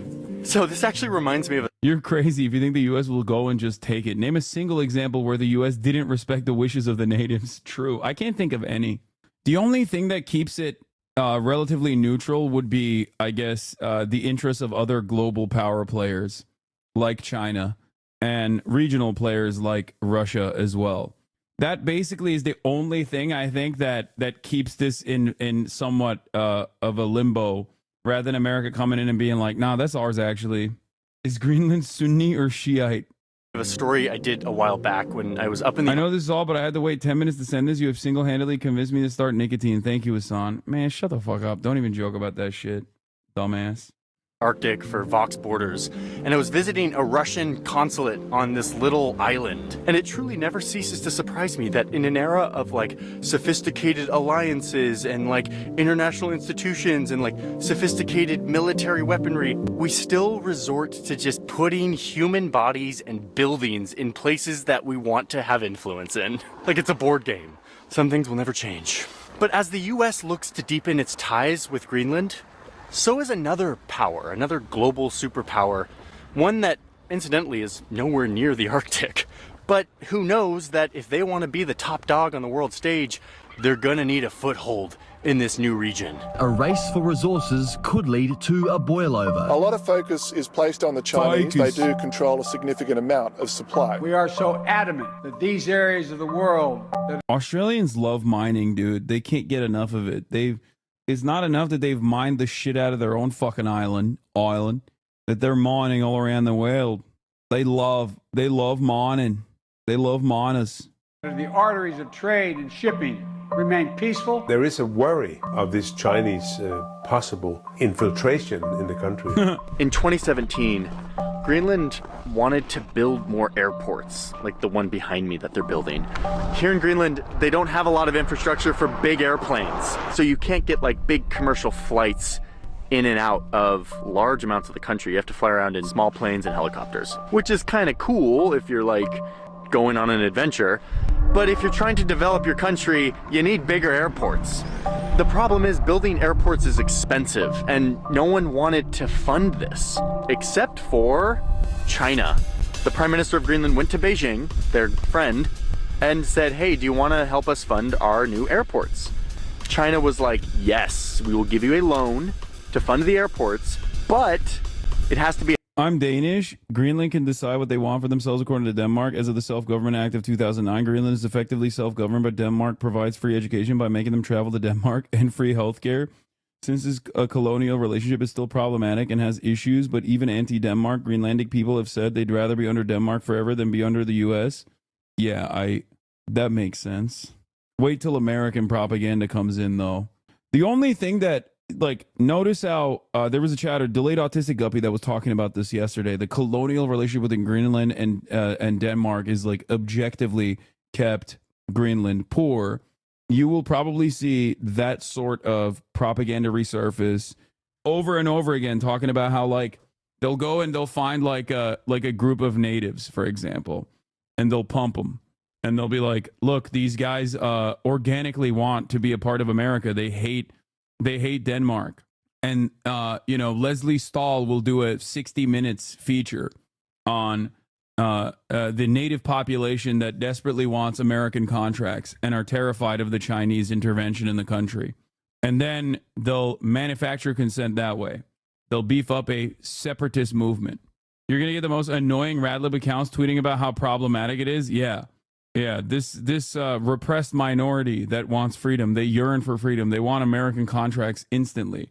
And then they'll say, Hassan, why do you personally hate autonomy? Why do you hate the autonomy of native Greenlanders who simply want better American contracts? They want what's best for themselves. Why are you getting in there? Why are you being so paternalistic where you think you know what's best for them? Keep Leslie Stahl out of your mouth. It would be Scott Pelley easy. No, it'll be Leslie Stahl. Now, that is if the Trump administration behaves in a more competent manner like the Democrats have whenever they have any sort of imperial ambitions. The Trump administration, on the other hand, was very ineffective. The State Department was probably at its weakest, I think, under the Trump admin. Like, the Democrats certainly are better at crafting a narrative. Republicans used to be better at this. Like, obviously, the war on terror and the propaganda that ensued in the Bush administration was pretty solid. But since then, I would say that the Democrats have taken over that mantle, and the Trump admin was genuinely ineffective at doing this sort of stuff. Like, they are much more openly cruel and don't engage in enough like clandestine operations, no psychological operations whatsoever.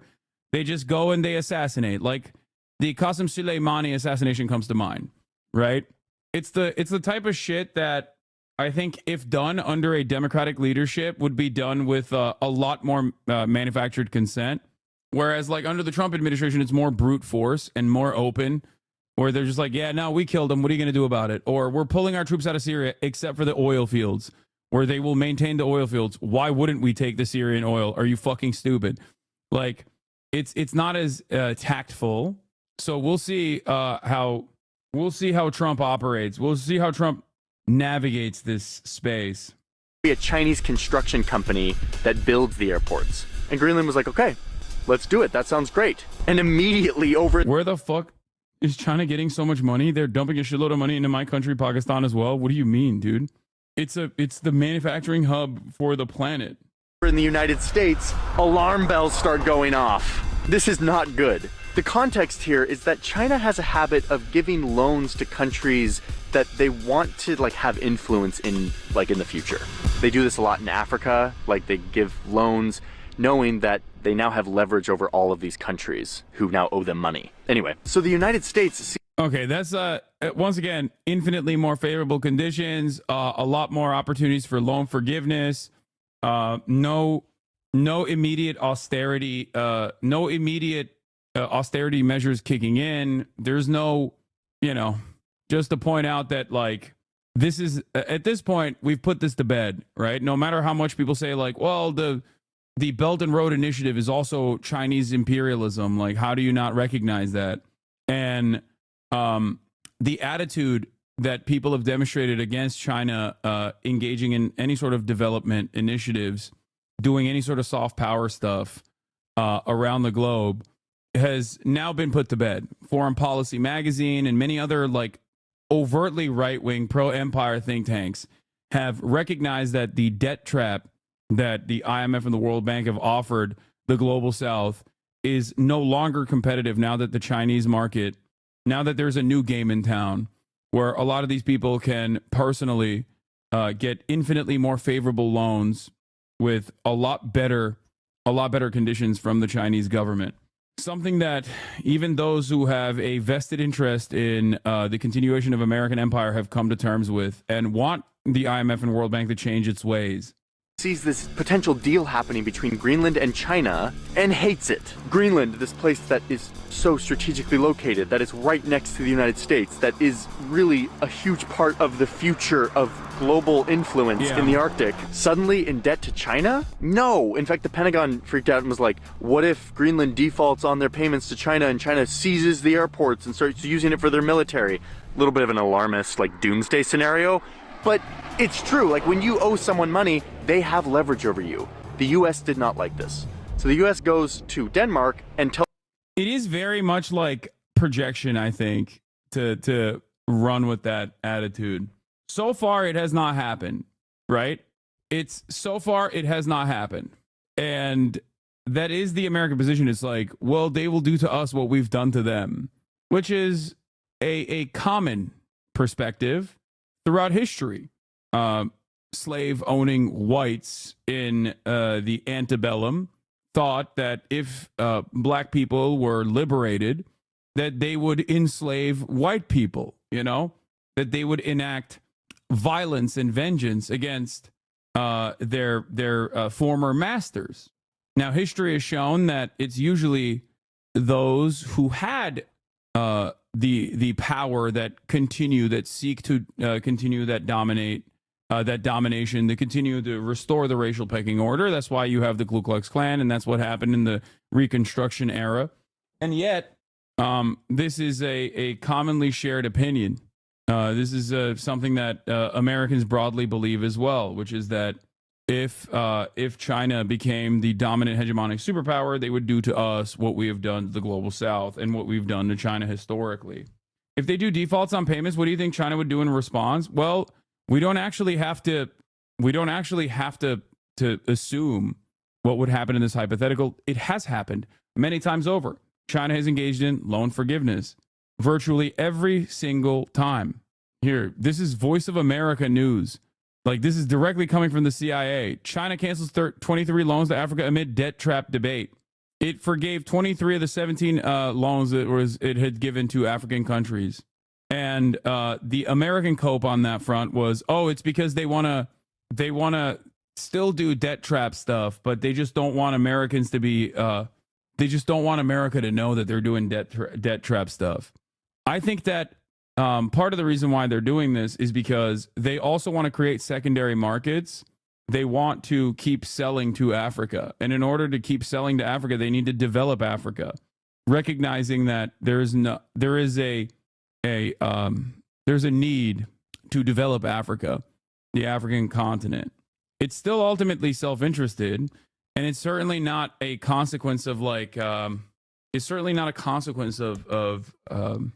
some kind of ideological play, They forgave the debts but build military naval bases. Yeah, that's really interesting that you say that, because I think the Chinese military base development in the African continent is literally minuscule in comparison to how many fucking military bases America has in Africa. What are you talking about?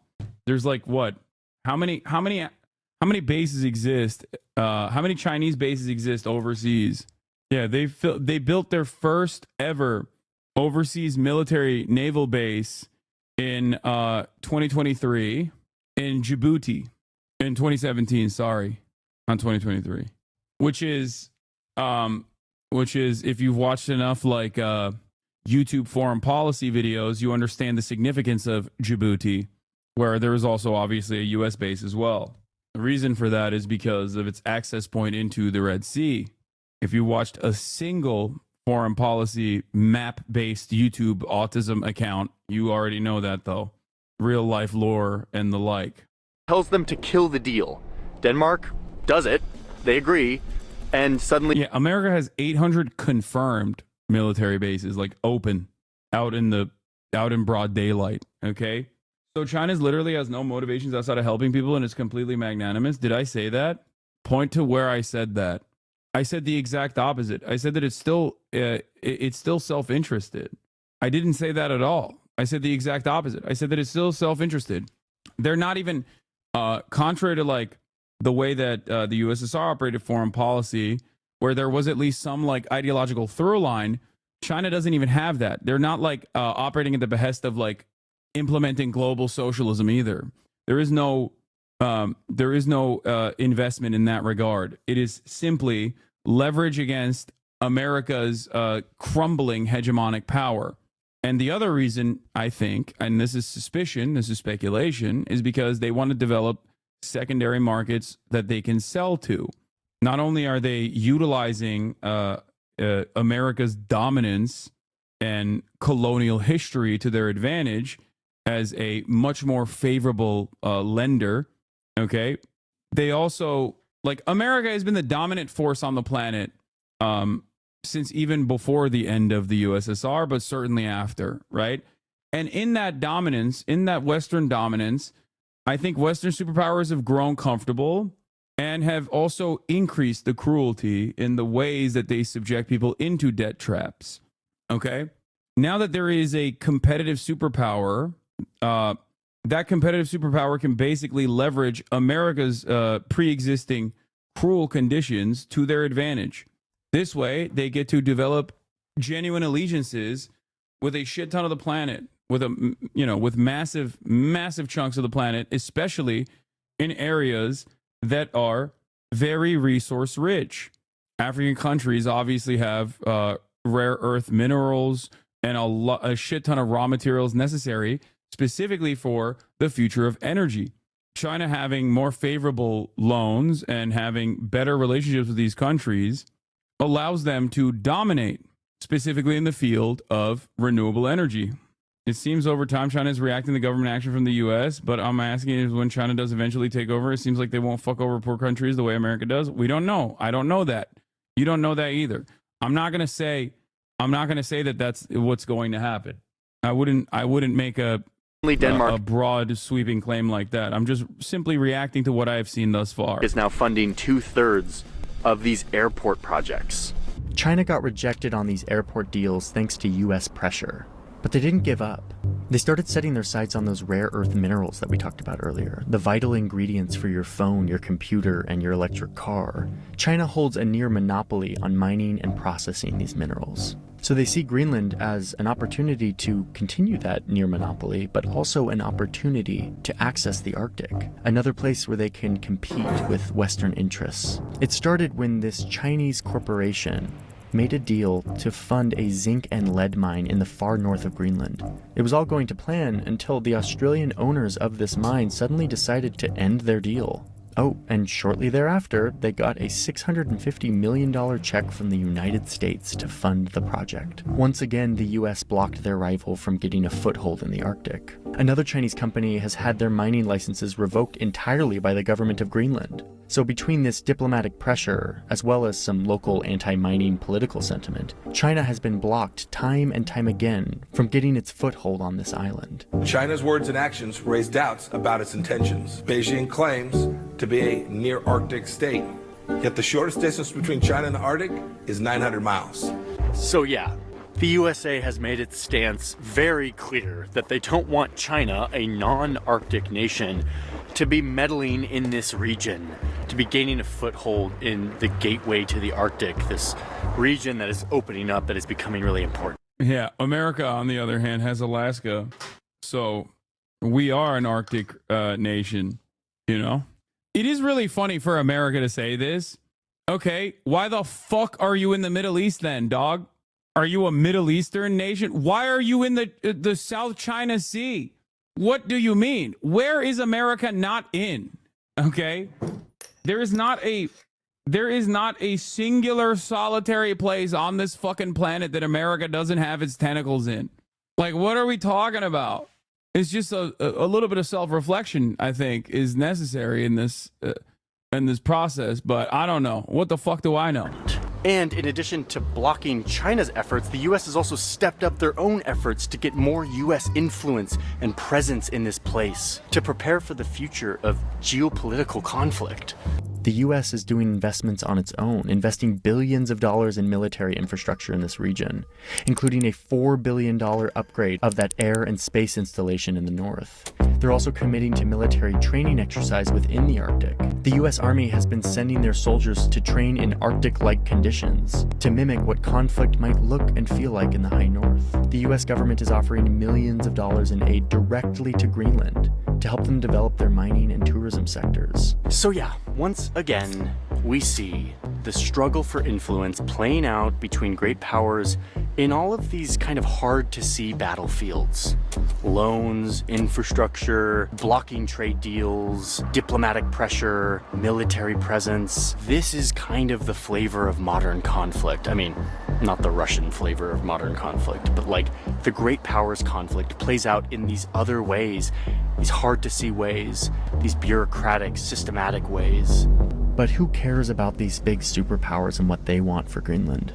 I came to the capital Nuuk to talk to my friend Kupanuk about what Greenlanders actually want. After all, this is their island. They should decide how it's used and by whom.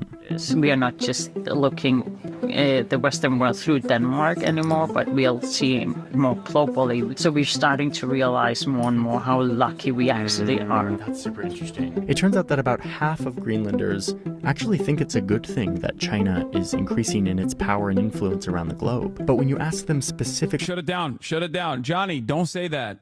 Johnny, you're supposed to do the opposite. Johnny! About China investing in Greenland, they're more hesitant, with nearly 70% saying that they oppose thank God. foreign... Okay, thank God. Okay. No. He's good. He saved. Okay, we're safe.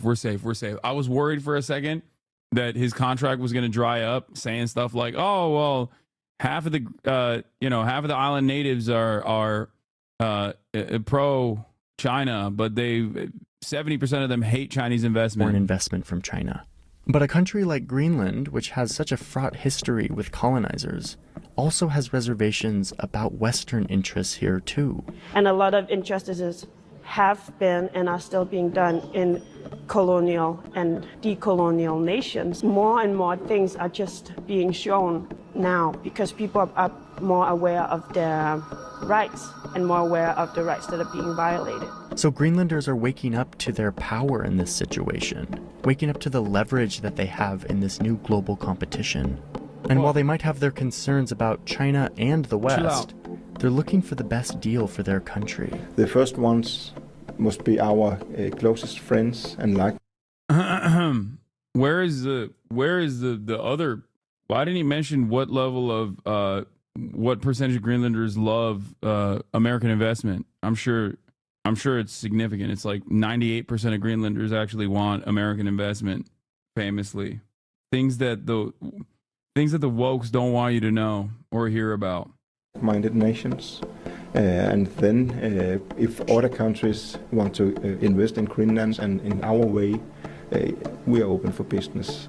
So as we move into this new era of great power competition, the map is changing in unexpected ways. Add to that the warming globe that is creating a new ocean, and suddenly this island, so often forgotten by great powers, is now in a position of leverage. There are many Greenlandic people who haven't realized how powerful we can be, how much is like... Man, the Balkans wanted American investment so fucking bad, dude, and they gave us neoliberalism, GG. Yeah, but it's good. McDonald's. I don't know how small Denmark is without Greenland. It's like, it's just a tiny, tiny country if they didn't have us. We should be more aware of it and be more proud of it and realize how powerful we can actually be in the future. No, they don't classify Greenland as a state sponsor of terror. What they would do is just go to they would go to a group of people that live there and then turn around and say they hate Denmark, they hate the way that Denmark has managed Greenland. And they would say that these guys actually also are very skeptical of China and don't want Chinese intervention in their country, and that they want American.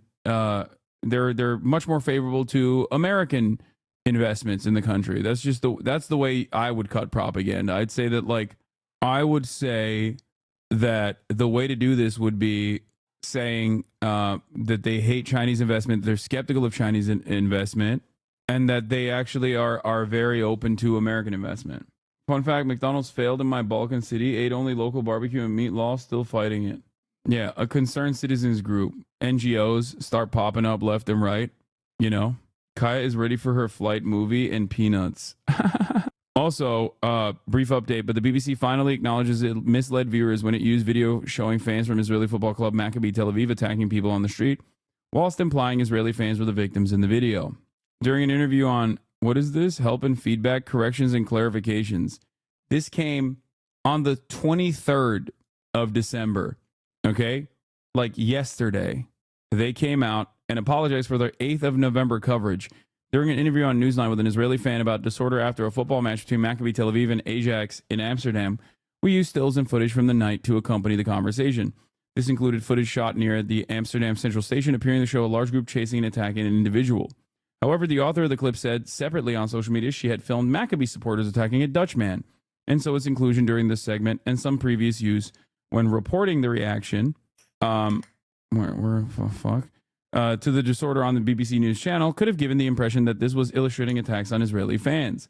We acknowledge that we should have been clearer about the context and that the use of the footage here was intended to illustrate the general disorder and are happy to correct the record. They're happy to correct the record like months later. I mean, that's crazy. That actually is so indecent.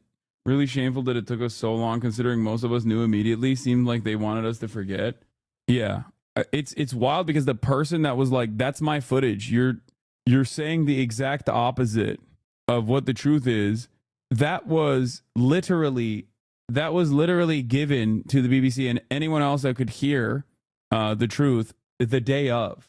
The ADL yelled even a month later about my coverage of what actually took place. Okay? Remember when, why the fuck am I reading news that says they are charging Amsterdam residents with attacking football fans? What? Hey, I'm having a real time paying for my subscription. Is it a problem on my end? Are you broke? Is that what it is? Broke boy? I'm just kidding. And people like us got shivved this whole time for being anti-Semitic, and nobody will bother to apologize or even see this update. Yeah, the ADL is still tweeting about the Amsterdam pogrom. While it's important that perpetrators of the Amsterdam pogrom were quickly identified, we're concerned that despite the gravity of the attack, their sentences were relatively lenient. That's crazy. Actually crazy. Anyway, I want to watch this honey influencer scam, but let's see what else Trump has been doing. So Donald Trump spent the weekend adding to his... Actually, you know what? Fuck it. I don't even want to talk about Canada. The man accused of killing United Luigi Mangione Healthcare pled not CEO guilty returned to yesterday. People have reacted to it. Let's take a look at how the media is covering it while I go pee. Yesterday and pleaded not guilty and then we'll to do the state honey charges video. of murder and terrorism.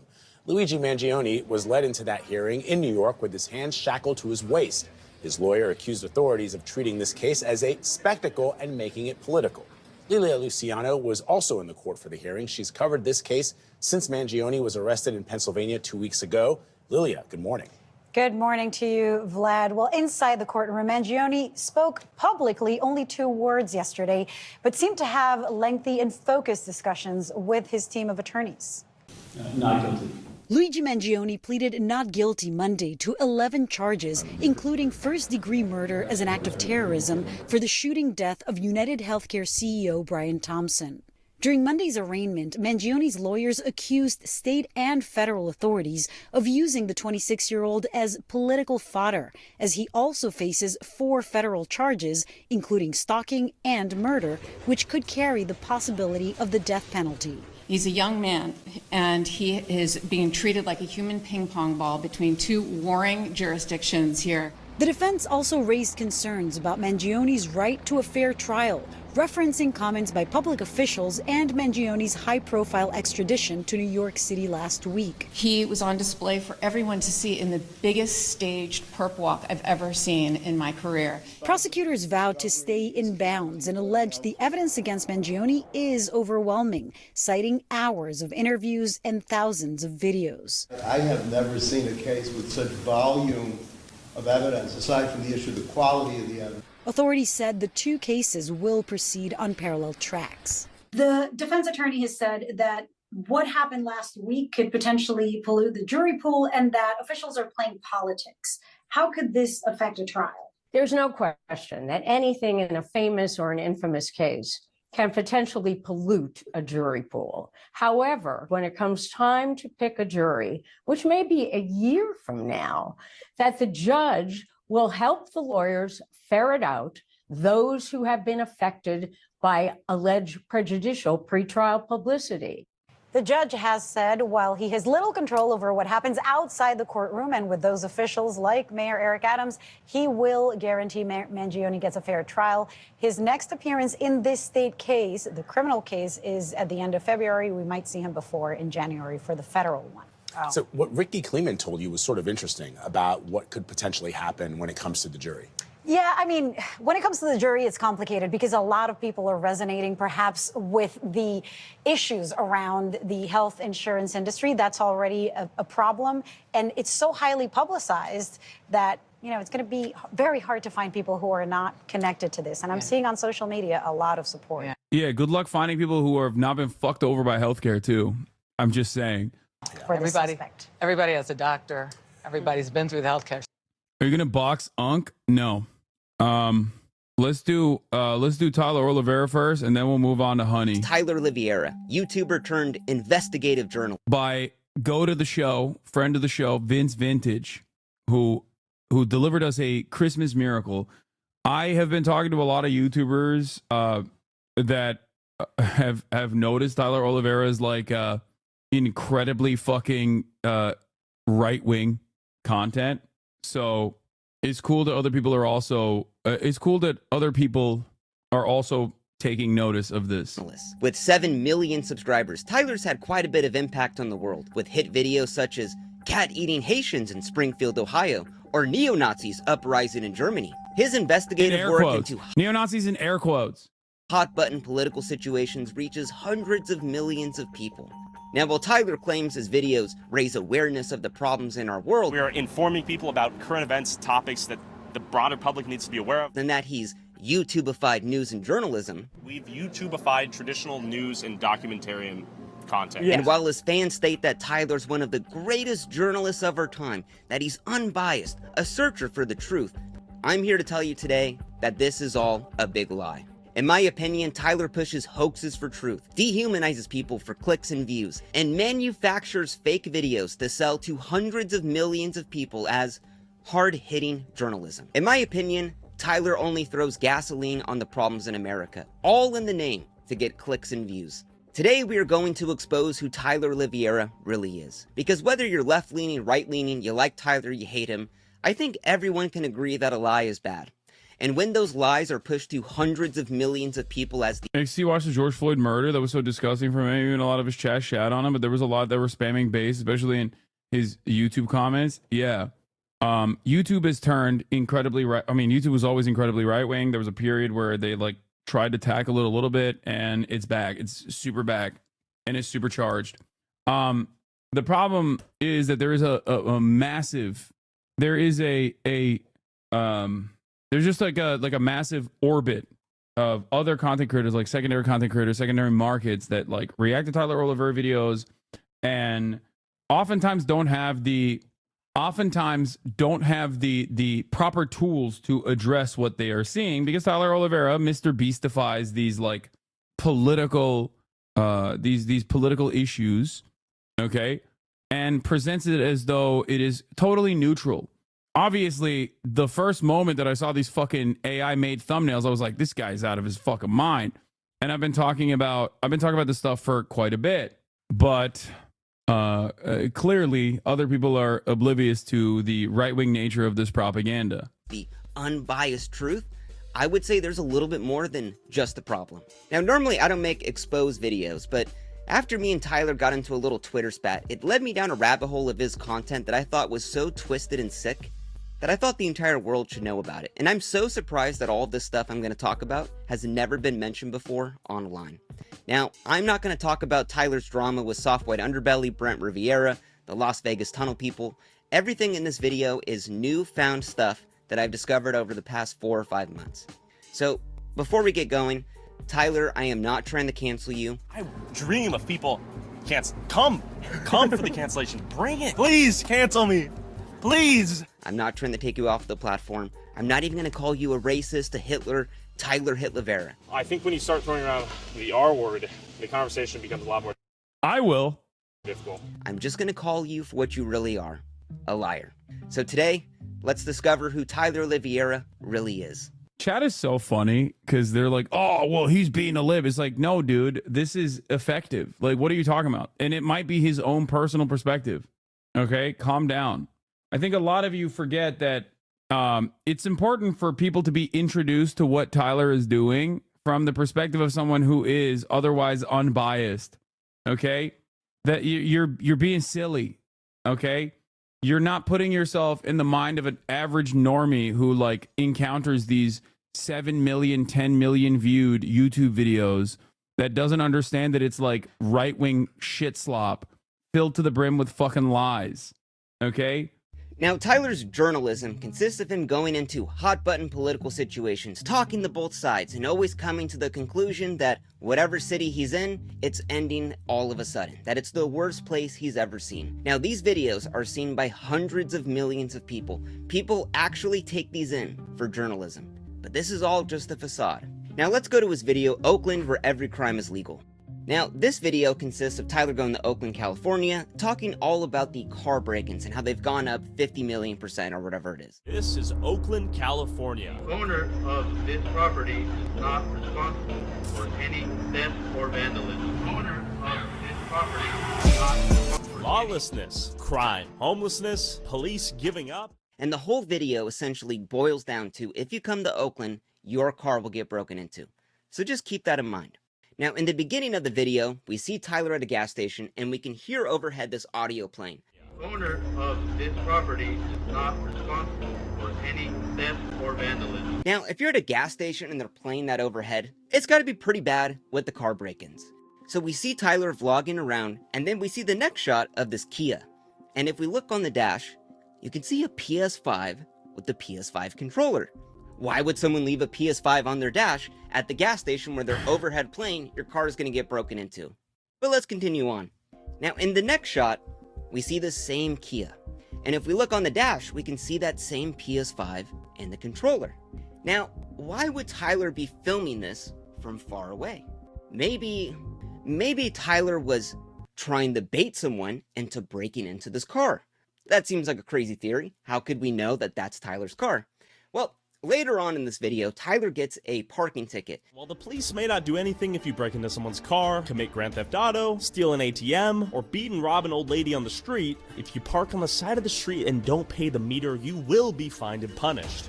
We got a $61 parking ticket. And he complains that, wow, people could break into cars and do drugs, but I get a parking ticket. Is that his own car? Look at that parking ticket. Oh my God. Okay. Oh my God. That is, oh my God. This motherfucker is the police, dude. That's crazy. Oh my God. Look at the license plate. What a dumbass. He put that in. A little closer.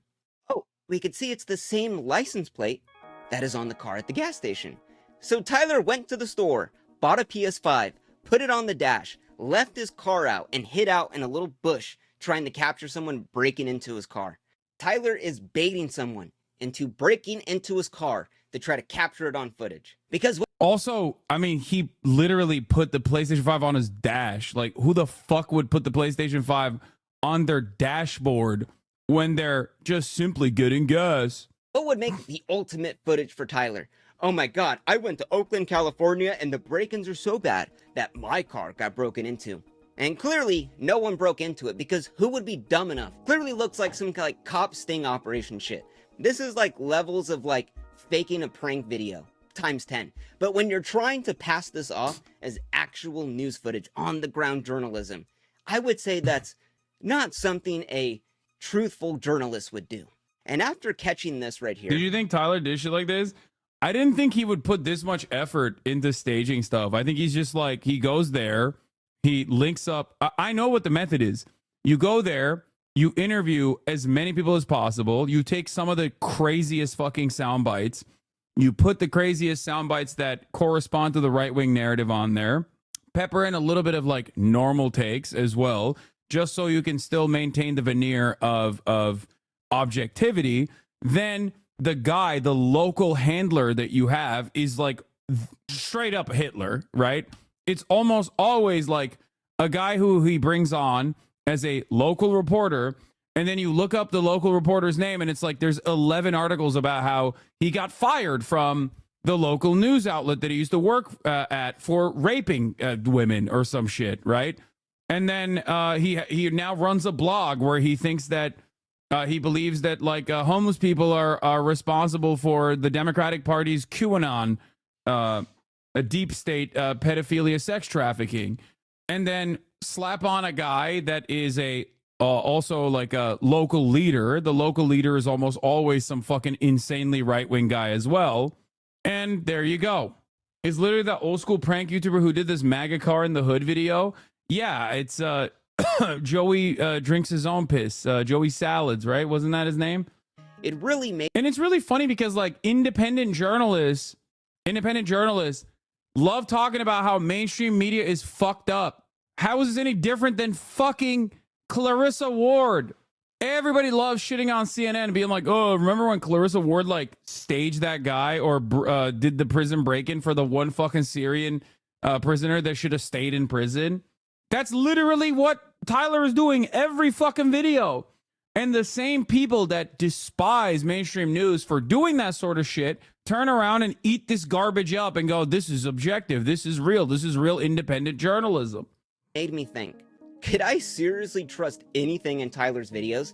Is this something that a investigative journalist would do, leave a PS5 in one of the highest car break-in areas in the fucking country? I don't think so. Like, what the fuck? Like, and Tyler still used this footage. That's what blows my mind. And didn't think anyone would find this. Like, look at that. It is a PS5 combo package deal with a controller on the dash. How fucking dumb are you? Like, Tyler went to Best Buy and was considering like, should I just get the PS5? No, I should get the PS5 and the controller. Someone would definitely break into a car for the controller as well. So, throughout the rest of this video, just think about this. This is how far Tyler's willing to go to make a good story. We've YouTubeified traditional news and documentarian content, basically. Like, you bought the controller. Why would you buy the controller as well? So let's go to Tyler's video, Oakland, where every crime is legal. Now, Tyler's videos start out with him flying to the place, checking it out, talking. How is this type of reporting not illegal? Like, it's blatantly lying to the public? Brother, what are you talking about? It's not illegal to lie. The most popular news broadcast in the country on network television are serial liars. Fox News. Fox News is defended that it's not real news broadcasting, but simply entertainment in courts to defend themselves when they were caught openly lying. The both sides, and he'll intersperse news clips or relevant news footage of these events happening in that city. With 1 of every 30 residents having their car stolen last year, a 38% increase in robberies, 23% increase in burglaries, and 44% increase in motor vehicle theft. Because frankly, when Tyler goes to these places, it's not as bad as he always wants it to be. So by Tyler showing all these news clips, it could seem way worse than what it really is. Now, Tyler is passing this along as actual information, that this is actually... Again, classic Hassan Ivy take is that lying is so legal in the United States that they call it something else when you legally lie. Actually how the city is. Now, these news clips are always from the city that Tyler's in. Or are they? In this Oakland video, Tyler brings along this prestigious reporter. Yeah, he does this shit all the time too. He I just met up with peppers Bay in Area native irrelevant. and investigative journalist Darren Stalcup to hit the Let's see if the Tyler method that I presented to you seems correct. Now, I don't know anything about this guy. Let's streets see. and see what's really going on in Oakland. Tyler shows clips of him going on Fox News, that he's been all around town investigating the homeless crisis within Oakland, California. Now, this guy isn't a journalist. He's actually a used car salesman who pulled a $7,000 GoFundMe scam a couple months earlier. I talk a lot about right-wing grifters in my videos, but this week Fox hosted one that was so lazy. I'm honestly kind of impressed. This guy, Darren Mark Stalcup, is trying to raise $10,000 to move from the Tenderloin neighborhood of San Francisco to another neighborhood in San Francisco. I'm currently looking at the Chinatown neighborhood, but I'm open to other districts as well. And it's actually working. I looked into this guy a little more, and he has another GoFundMe also for $10,000, but this one is trying to achieve world peace. So either world peace is like a lot cheaper than I thought, or, and far more likely, he just wants $10,000. But let's continue on. So the used car salesman's riding around with Tyler, and all of a sudden he brings up how he's seen kids as young as 7 years old walking around with guns in Oakland. Now that sounds pretty wild. Tyler then shows this news clip on screen. I don't know why we're being followed when there's no doubt criminal activity left, right, and center. A lot of the kids have guns now, so when I'm walking around, I'm not looking for some 25-year-old guy with a gun. Watch out for 13-year-olds out here. I'm looking for 7-year-olds with guns. So when the reporter brings up kids with guns in Oakland, Tyler intersplices a news clip of a teen in trouble that we're led to believe is from Oakland. Because frankly, Tyler doesn't see the kids with guns, so he's got to show news clips to prove that this is actually happening.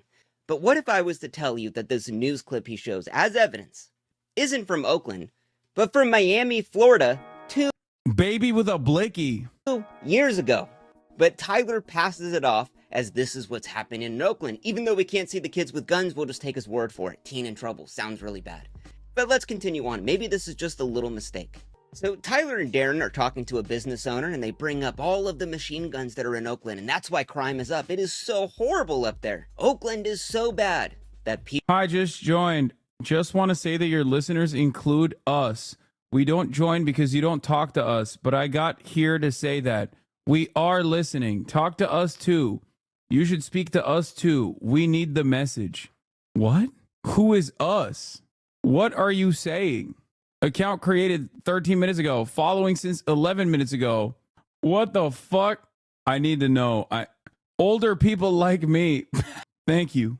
People have machine guns and they're walking around.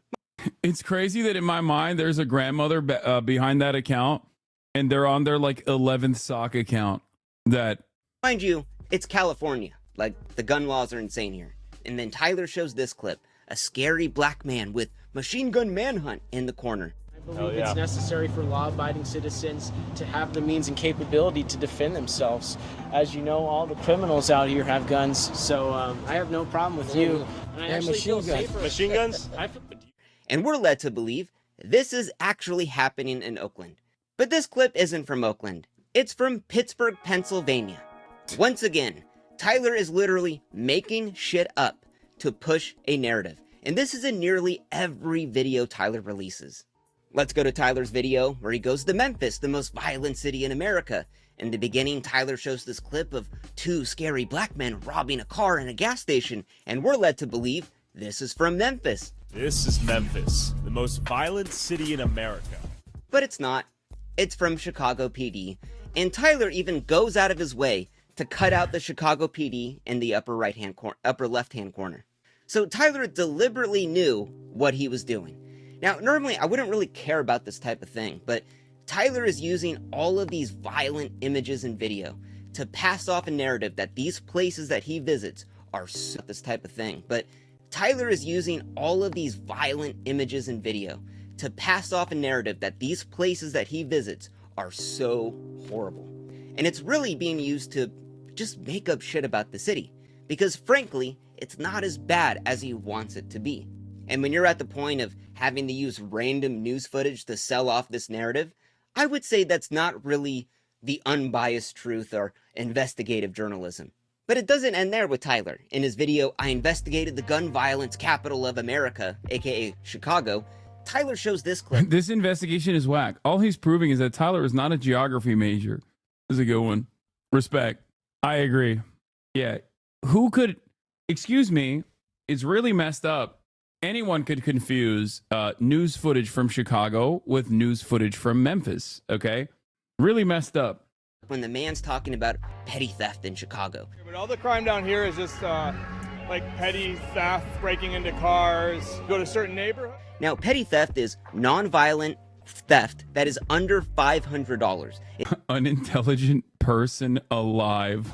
It isn't some burglary or mugging or whatever. But while this guy's talking about petty theft, Tyler then shows this clip to almost disprove the guy. Like, wow, he's talking about petty theft, but clearly there's 4 black men robbing a car in the middle of Chicago. That sounds pretty wild. But once again, this clip isn't from Chicago. It's from Houston, Texas, 4 years ago. I can do this all day long. Tyler makes up shit to fit his narrative. And when that narrative is being used as the unbiased truth or journalism, I would say that's pretty bad, in my opinion. But let's just continue on. Or let's go to Tyler's video. I investigated the murder capital of America, New Orleans. Now, Tyler's talking about living a life of crime, and he shows this clip on screen. A lot of people die due to gun violence. With murders happening every day, countless kids are left without strong parental figures, get raised by the streets, live a life of crime, have a few... Wow, a black man just shooting someone in the middle of the day? Bro, oh it my, just oh my says God, New York. New Orleans It literally says New York right there. is absolutely horrible. But that clip literally says it's from New York. That is how lazy Tyler is with this content. He is just taking random violent imagery, putting it in his videos, and trying to sell it off as this is the truth. Our goal is simply to educate, inform, and entertain, and hopefully do all 3 at once, or boots on the ground, as they say, balls deep, trenches thick. Is this really what a journalist would do? Let's go to Tyler's Sweden video. Sweden, inside the country that pays immigrants $34,000 to leave. The video that we're watching, ripping Tyler a new one, is Vince Vintage. Now in this video, Tyler's interviewing a Muslim activist, and Tyler asked the question, is Islam's values maybe not compatible with Sweden? Islam conflict with Swedish society and Swedish law. And while the lady goes into Islam and all these other countries, but when Tyler goes to the part of her talking about Islam in Sweden, Tyler shows this video on screen. The way someone see Islam in Afghanistan or in Somalia or in Iran or in Sweden is obviously different. And we're led to believe, wow, while this lady is talking about Islam being peaceful, they are protesting. Oh my God, and there's an ISIS flag. Clearly that isn't just a peaceful protest that they have ISIS flags in Sweden. But once again, this clip isn't from Sweden. It's from motherfucking Malaysia. And I could do this all goddamn day long, Tyler. It's nearly in all of your videos you are passing this off as the truth. Because frankly, when Tyler goes to these places, it's not as bad as he wants it to be. Just trying to get like some views on social media. So do you have some idea, or do you want to get detained for obstruction? I mean, you can detain me, but am I under arrest? And if so, for what charges? Oh my God. Explore with us got the body camera footage of Tyler Oliveira getting fucking arrested and behaving like a sovereign citizen. Oh my Lord. Oh my Lord. Mr. Audit the audit ass motherfucker over here. Oh, he's doing, excuse me, am I being detained? Harassment. You're gonna arrest me right now? Said you're being detained, sir. Whoa, whoa, whoa, whoa, whoa, whoa, whoa, whoa! That's you can't do that. You can't do that. Are you gonna identify yourself or not? Okay, I'm on public property. Are you gonna identify You can't strong arm me. Yes or no? We're going to court over this if you want. And once again, I would just, let me be clear. Is this what a really thorough investigative journalist would do? Be so lazy with the content that they make that they're just throwing in random news clips of, as we've seen right now, only black guys committing crimes, all to amplify the video and make it seem as horrible as When Predators, wait, EWU, when Predators call the cops on a And he YouTuber? just kept trying to say, hey, well, we're going to sell you candy. You can't be here to sell candy and stuff. Yeah. Oh, yeah, we know that. Oh, is this like the pedophile community or whatever? 9 counts of possessing child pornography, 1 count of computer solicitation. Did he go to like a pedophile community or whatever? Like there's places like that in America, chat, where people who have done horrific crimes in the past will not be able to live in certain neighborhoods, so they just like build pedophile neighborhoods, also known as Mar-a-Lago. Get it? Anyway, yeah, they can't like purchase property or rent property in certain neighborhoods, so they just sometimes move to Florida. But if they can't move to Florida, there's like neighborhoods that they live in together with a bunch of other diddlers. Computer solicitation of a child, but a case that really dominates his criminal history has a closer connection with selling candy bars than subscribe profile on Miracle Village, a community in Palm Beach County, Florida that's also home to a large population of offenders. On the morning of March 27, 2024, when Tyler Oliveira visits this trailer park to make yet another viral video, things take a horrible turn in a direction nobody could have anticipated. What is this? So they're like, yeah, they're all sex offenders. They're living in this like neighborhood. Tyler Oliveira goes there and annoys them, so they call the cops on Tyler Oliveira.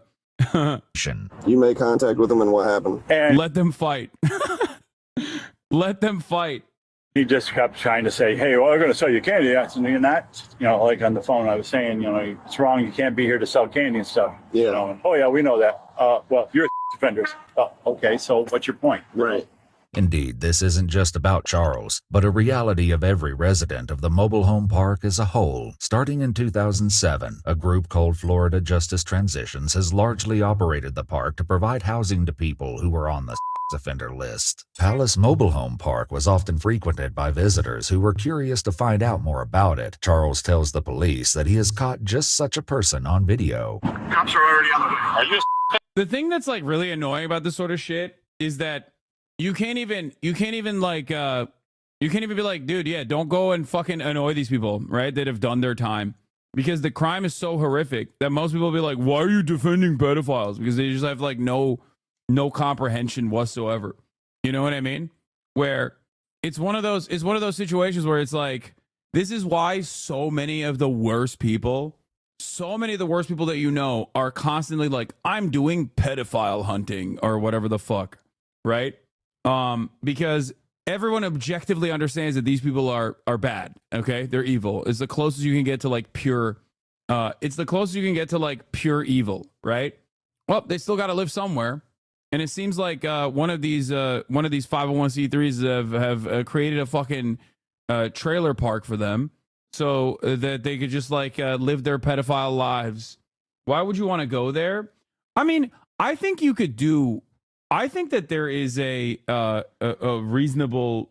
You could definitely do like a reasonable like news bit on something like this. It's just that Tyler Oliveira has never invested in honest and straightforward reporting or documenting the way that people live. He's just invested in the content. So he's just going to go there and be like, I'm surprised he didn't bring a child there. You know what I mean? And been like, ooh, look at this young boy. He's by himself. He should try to do a bait car, but with a child. Yeah, Louis Theroux would be a great example of like how a person with genuine curiosity would be able to cover something like this. You know what I mean? Whereas he's over here baiting. So the other guy in the car just kept taking pictures the whole time. Yeah. It's wrong to come in here and attack the guys like this. They've never been here before. Okay. As Charles continues to bring the officer up to speed from the events of the day, he further clarifies why the residents made note of this particular visitor. It's kind of scary. He's like, leave a child cooking on the dashboard. Tyler Oliveira be like, hey, let's get a bait child, put him on the dashboard, let him cook. Okay, let's continue. It's possible. I'm just saying that he'll probably try to attack Vince and be like, I got arrested for documenting pedophiles. Like, he's gonna fucking say that. Why are you defending pedophiles? I got arrested for trying to show the truth about pedophiles. It's like, no, dude, you somehow arrived at a position where you're like so fucking annoying that you've annoyed the pedophiles, okay? You annoyed the pedophiles in the pedophile community. So much so that you got the cops siding with the pedophiles over you, okay? Imagine how fucked up that situation must be. Imagine how bad your vibes are that the cops are like, yeah, we're going to defend the pedophile community over you because you have somehow found yourself to be the bad guy here, okay? Like, that's insane. I mean, that's an impressive feat, to be honest. Is that what a journalist would do? I don't think so. Now, I know Tyler is intentionally doing this because I've back-checked a lot of his videos, and a lot of the news clips are from the city that Tyler's in. And these are just... Yeah. The pedophile community was like, bro, your vibes are fucked. I'm not gonna lie.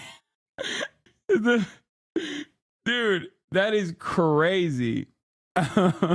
Just a few of the examples that I found. But trust me, it takes a hell of a lot of time trying to back source like where these news clips are from, especially when Tyler doesn't show the title or link any sources in his videos. So this is just a few that I found. I can't even imagine how many more there are. Now, beyond using random news clips as actual evidence of all of these cities... Brother, what the fuck is the pedophile community? Registered sex offenders have a hard time with home ownership or renting for obvious reasons, considering that they're usually on a sex offender registry. This is the reason why some organizations that focus on rehabilitative justice will try to build communities specifically for them away from schools and other places that they're not supposed to be around. Because at the end of the day, when you serve your fucking crime, when you serve time for the crimes, the heinous crimes, no matter how heinous they are, that have been committed, you still need to live somewhere. They try to find a place for them to relocate to. And there are probably I mean, I haven't investigated this matter any further, but I suspect that there are probably some decent reasons for why they do that. The decent reasons being that it reduces the likelihood of people to reoffend. It allows them to also check in with their parole officers, things of that nature, so they can continue being, so they're not traveling around too much. You know, it's not like, I don't think that they do it so that like the pedophiles can become stronger by joining up in arms and figure out new methods of accruing CSAM or whatever. What? So homeless is a worse crime than sex offenders because they can't? No, this is like, these are, I think that homeless people should also have these sorts of like relocation initiatives as well. And there are plenty of groups that try to create alternatives. Falling apart. What about the other lies Tyler has in his videos? Now let's go to his one video. Tyler investigates the murder capital of the world, Jamaica. Now, Tyler makes it a point that it is so dangerous here. It's the murder capital of the world. This is Jamaica, the murder capital of the world. That's a big old knife. So he has to hire a local guide to protect him and show him around. Now, walking around the town, Tyler says this. I'm going over the farm. The farm? The farm. That is a farm. Right over there. Yeah, we can go over there. Come. While my guide was nowhere in sight, I first thought I was setting myself up to get robbed. But it turns out, this guy was giving me a full tour of the community with unexpected hospitality. Alright, we're visiting the garden right now. A little baby young mango. Is this where you make the juice? So I'm thinking, oh my god, Tyler's gonna get murdered. Tyler's in the murder capital of the world without his guide. Oh my god, he's gonna die, he's gonna get robbed. Seems pretty bad. But let's watch. Yeah, it's also easier to track these people and keep tabs on whether they're reoffending when you have the address of a stable residence rather than the woods they camp out in. This interaction from a different angle. Is this where you make the juice? Yes. Thank you. Oh, so this is what we just tried. Oh, okay. That's Tyler's cameraman. That's clearly the same thing going on. Where's this camera angle from? Oh, it's almost like his guide was right there and took this footage, but Tyler had to sell it off is that his guide was nowhere to be seen and that Tyler was going to get murdered. While my guide was nowhere in sight, I first thought I was setting myself up to get robbed. Tyler's guide posted a 2-hour-long vlog of their entire day, and the guide was there the entire time. Tyler wasn't walking on his own about to get murdered. That was all just made up. While my guide was nowhere in sight, I first thought I was setting myself up to get robbed. And this is just something where it's so small. But why do you have to lie about this? I walked around on my own in the murder capital of the world. Like, really, Tyler's dissing the guy that he's doing a horrible job and just left and disappeared. But he's right there. He is right there filming this footage from a different angle. You were literally just making shit up to just sell a narrative. That this place is absolutely the most despicable thing you've ever seen. Now, if he's willing to lie about something so small like this, to just really just amplify the violence and the crime in here, when he clearly doesn't see it around him. So he's racist? Whoa, can we just call him that in this video? Impossible challenge? GamerGirl24, maybe understand that you're not the target demographic for this. If you're in this community, you're probably already very familiar with dog whistles, racism, white supremacy, and even Tyler Oliveira, who channels a lot of those things in most of his content. Recognize that maybe not every YouTube video that we watch is directed towards you, and maybe for a much broader audience that would immediately fucking say Vince Vintage is a woke libtard. It seems like he's biased. It seems like he's biased against Tyler Oliveira because he's woke and a liberal. You know, let's just watch. I think covering this video from the angle of how serially Tyler Oliveira lies, which is like a neutral language to use, is the appropriate way to do it, especially for the broadest audience, especially when Tyler Oliveira presents himself as a neutral, objective journalist. He literally said this topic was never talked about on the internet, even though you pointed it out months ago. Yeah, I've been talking about Tyler Oliveira. Boy has also talked about Tyler Oliveira as well. But as far as I understand, with the exception of like me, Boy, and that one other content creator, the smaller content creator that we watched before, many people are oblivious to the ways in which Tyler Oliveira operates. What else would Tyler lie about? Now, later on in this video, Tyler's walking around Jamaica in a clearly peaceful looking town, and he's asking all of these people, how bad is the crime here? Am I gonna die if I walk around here? And clearly Saji Sharma. No one's buying into it. You think we'll die today? No, not today. Not today? Not today. Today's not good. And that's not what he wants to hear. He has to amplify the violence and the crime of where he's at. So while Tyler's looking around, he sees this truck and he says this. That's what you're talking about. There's bullet holes on that thing. We saw a beryllium truck. That's the equivalent of one of the trucks in the U.S. that carries the cash, which means that someone's probably planning to steal from it right now. So there's bullet holes on the truck, and that means someone's planning to steal it right now. There's bullet holes on that thing, which means that someone's probably planning to steal from it right now. That's how bad it is. People are robbing the cars. They're robbing the bank cars. That's how bad it is here. But let's look at that car a little bit closer. Oh, wow, it looks like it was just kind of scratched. Now, I had to look in this a little bit more. The company that owns this is called Beryllium, and Beryllium just bought out a company called Guardsman. Guardsman, they're all based in Jamaica, has red trucks. So would it really be that the car is shot up with bullet holes and they're continuing to use it? Or that the car was red, they wrapped it black, and the car scraped against something and now it's there? Why do you have to lie about that? Why do you have to make up this insane narrative? Oh my God, there was a robbery in place and I was about this. That didn't happen, Tyler. This is all he does in his videos. He goes around and he preponders at the crime in all of these horrible cities that he visits. And then when there isn't crime, he just creates the feeling that there is crime about. And when he can't create the feeling that there is crime about, then he basically just like tries to create crime, like setting up a bait car, shit like that. Is that really journalism? Is that really this unbiased truth that you tell? Like these people in this video, the tour guide that you're with, he's just trying to live his life. He's trying to do better. But you come into his country. That's why I really appreciate a lot of the travel vloggers, like, what is his name? Drew Binsky. Someone also brought him up. Like, travel vloggers on YouTube that go to these places, impoverished nations, and actually shows, like, the day-to-day existence and the beauty that exists in every other country. I really appreciate. Like, it's basically the reverse of what Tyler is doing here. You know what I mean? That's why I also like Speed when he does stuff like that, where he highlights some of the cool aspects of a country that he's visiting. And just absolutely shit on it for like 40 minutes. It's disgusting. I don't know how you could do that. In this guide, if you go on his YouTube channel, all of the comments from underneath his video where he hung out with you, Tyler, for 2 hours are like, I don't trust this guy. This guy's a...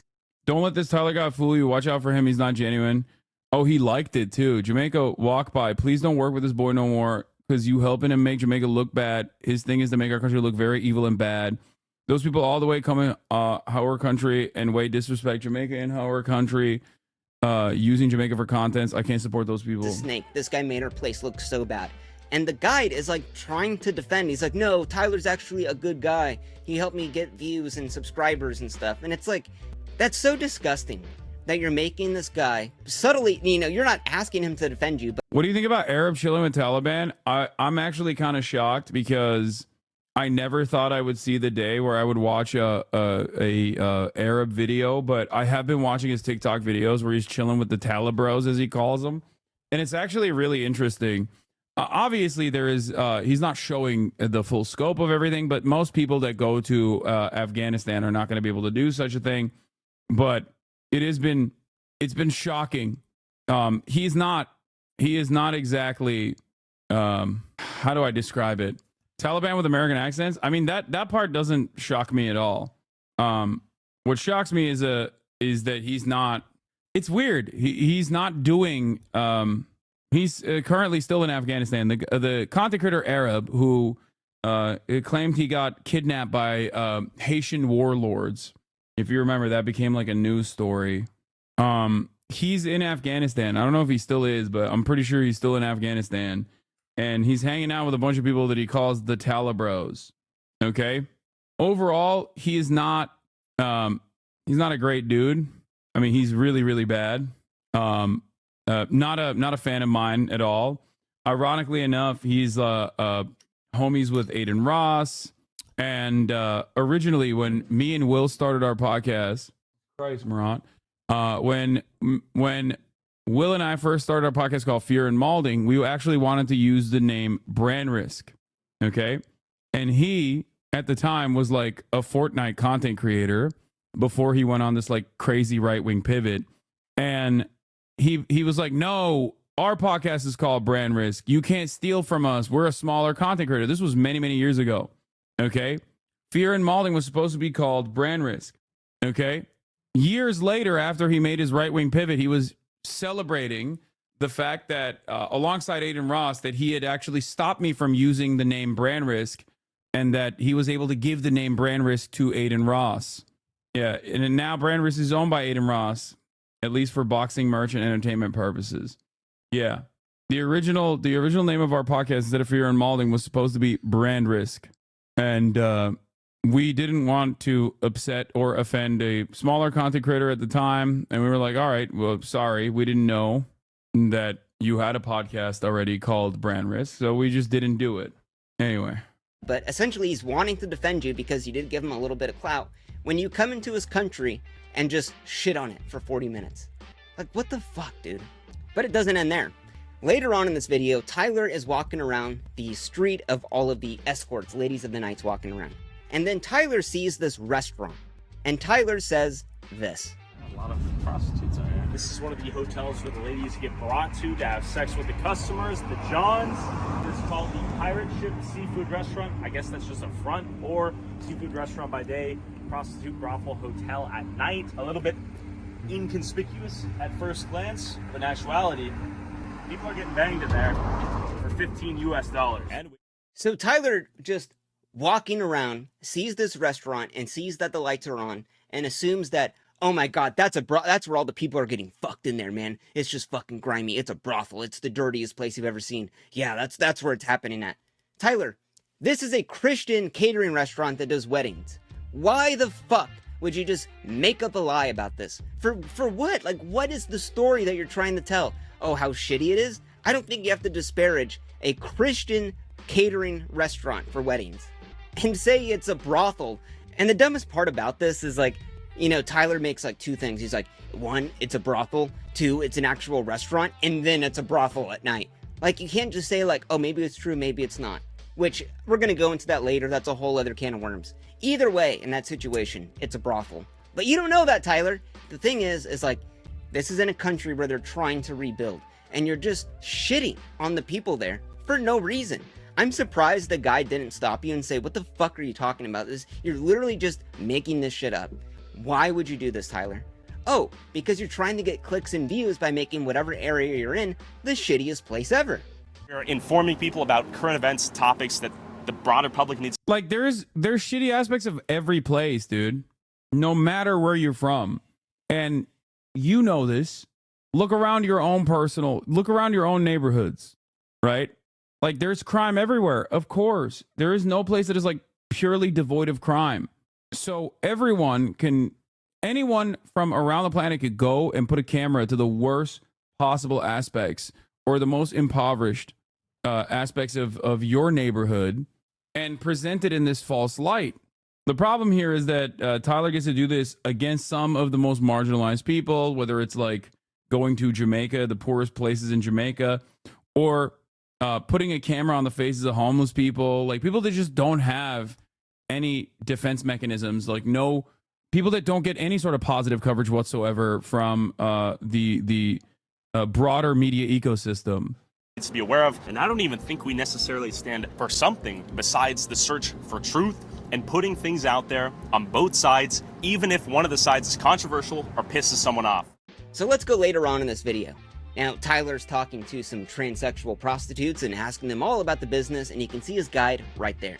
And then all of a sudden, 2 black guys come up to rob him. Out of nowhere, 2 armed muggers came over to rob me and my cameraman and barely spared us, only after recognizing Jamaica walk by as he yelled, "Bumbleclad" in the distance. They told us to turn the cameras off, and instead of robbing us, they agreed to be interviewed if we brought them some cash. Seems pretty scary. So these thugs let Tyler go withdraw cash from the ATM. They literally let them get in their car and go withdraw cash, and then come back to the spot. We're basically being extorted right now in real time to where we have to go get some cash, or we run the risk of Fabian getting murdered and killed on the streets one day for counting them.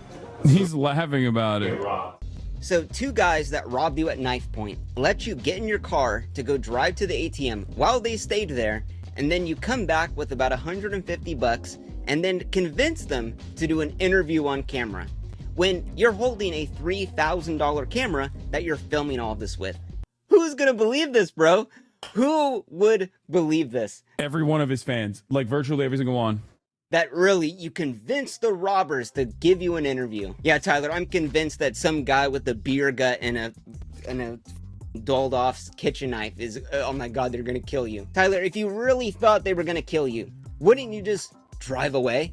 Why would you go to the ATM and then come back to try to get an interview? Like, what the fuck are you thinking? Someone just said Asmongold, yes. Dude. Tyler even makes it a point to say, we didn't set this up. We didn't plan this. So we have to get some cash right now because we spent all of our money interviewing prostitutes, not because we prearranged this, but because they were going to mug us. Why would you say that? If you really were getting robbed at knife point, I don't know if you would go like this. Whoa, so that's a big old knife. I'm getting robbed in 4K, bro. Oh, look at your gun. Look at your knife, how big it is, bro. There's no way that actually happened. Now, for this one, I don't have any hard evidence of this being fake, but considering that Tyler's willing to fabricate footage and just make up shit in his videos, I wouldn't put it past him to maybe fabricate this entire situation. But what about what Tyler doesn't tell you in his videos? That could be a little bit important too. Now, Tyler put out this video, I investigated if George Bush did 9/11. Fucking insane topic, but let's get into it. Now, Tyler says he meets up with a first responder on 9/11. What if I talk to a first responder on 9/11 who was the New York Fire Commissioner? Let me introduce Chris Joya. And we're led to believe, wow, this guy fought the fires on 9/11, but now he believes it was actually bombed, that it wasn't the planes. That guy sounds like he has a lot of credibility. So it's impossible for a building to collapse near free fall speed and increase without a controlled demolition. But Tyler leaves out a couple little details. This guy isn't a firefighter. He's a construction worker who volunteered on 9/11. He's a volunteer firefighter. I'm losing my mind. Tyler Oliveira's done it. Even on an instance where, like, I'm inclined to agree with the underlying premise, he still finds a way to navigate the discourse where I disagree with him and the person he's interviewing. Tyler says he was there on 9/11. But what if I talk to a first responder on 9/11? The guy literally says he wasn't there until 4 days after. You were on site that day. I was working across the river doing my construction job, and then the fire department got called to duty to assist. Within a couple of days, we wound up down at ground zero. But this is just small potatoes. Now, during this video, the man talks about the bombing, how they did it, but he doesn't reveal who did it, which would be a little bit important. Now, the man brings up these people did it. These people that did it don't even care about that. Who would these people be? While Tyler doesn't say in the video, nor does Chris Goya, we could go online to this man's organization, the Architects and Engineers for 9/11 Truth. They currently have a federal lawsuit for believing that 5 dancing Israelis blew up the I didn't want to say it, but it's always going to be every conspiracy theory. World Trade Center.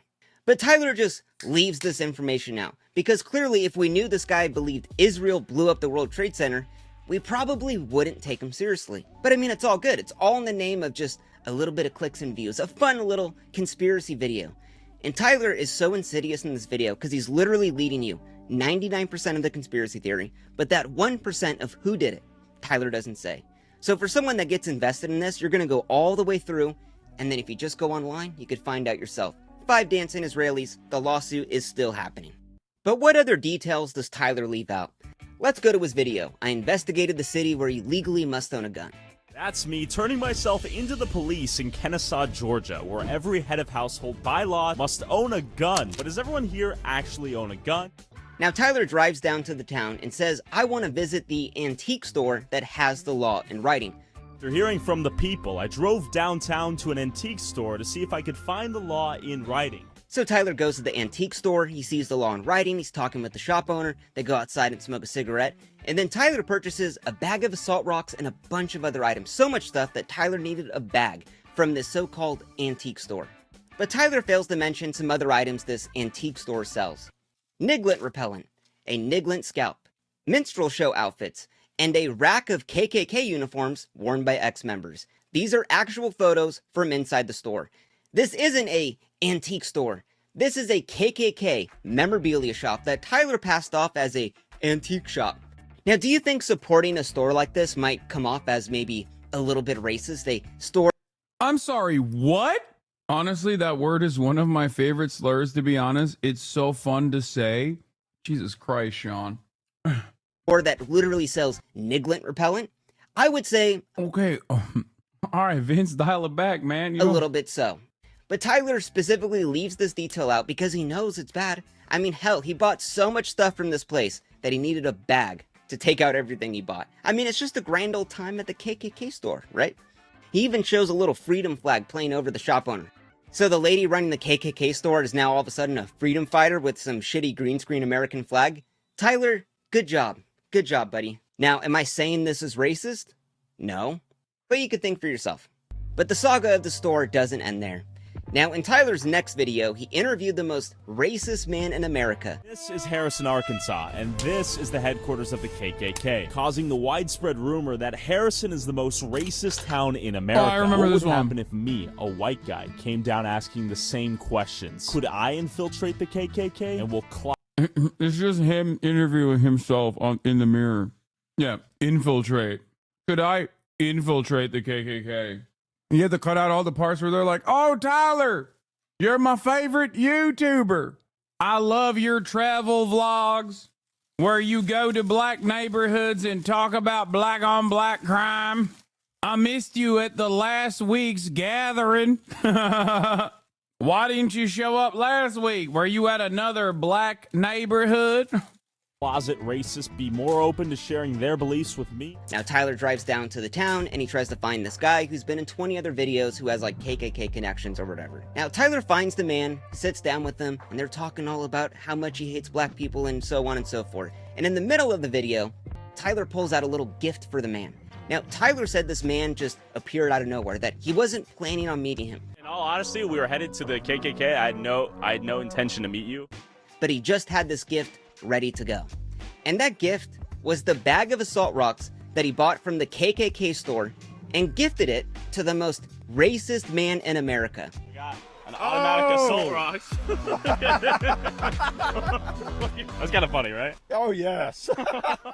Do you really think supporting a KKK store and then gifting it to the most racist man in America is a great idea, Tyler? Like, what the f are you thinking? And Tyler was so proud of this moment that he took a picture with him and he posted it on Instagram and Twitter and even used 2 separate pictures when he made those posts. And Tyler left this little fact out because he knew it would come across as bad, that he went into a KKK store, bought this rocks, and then gave it to the most racist man in America. Now, am I saying this is racist? But you gotta ask, where does Tyler get some of these jokes from? Let's go to his one video, inside the country that pays immigrants $34,000 to leave.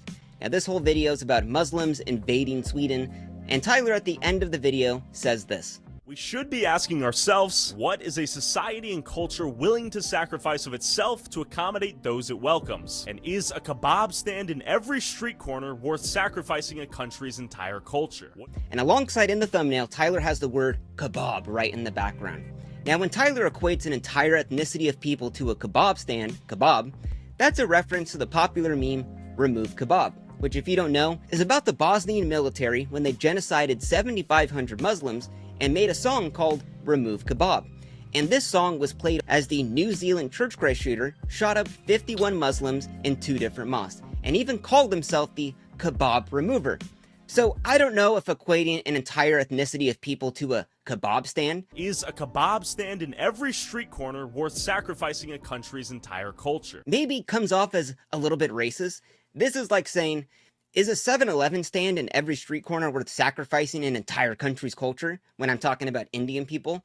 Tyler, that is a straight up dog whistle. Calling people, is it worth the kebab stand? Like what the Or what about in Tyler's other videos? In this one, Tyler investigates the Venezuelan gangs invading Colorado. Now inside, Tyler is in this apartment building and clearly it's like falling apart. And he hears a smoke alarm chirp in the background. And Tyler says this. It's been broken multiple times. You can hear the fire alarm that hasn't been changed. That's a meme. Well, Tyler, where is that meme from? Yeah, I clocked that shit too when he did that. Oh yeah, black people never change the batteries on their fire alarms. Oh, it's from 4chan, right here. New dog whistle just dropped. It also is a reference to memes like this. Wow, that is some racist ass shit. Now, the meme is basically that black people don't change their smoke alarms and that they're scared of them. Would a real journalist bring up a insanely racist meme and that when Tyler heard the smoke alarm chirp, that clearly meant that black people live inside of the building? It's all a big meme, bro. Now to Tyler, this apparently is hilarious, but let's see what else makes Tyler laugh. These people that we're talking to have never had a random YouTuber in a blue jacket show up to them with a microphone and ask them their feelings or thoughts on anything. No one cares about these people's opinions except when we come out of nowhere and give them an opportunity to speak and share thoughts, ideas, beliefs that they've been waiting their whole lives to share. Black people apparently love to shoot other black people. Going to business out here?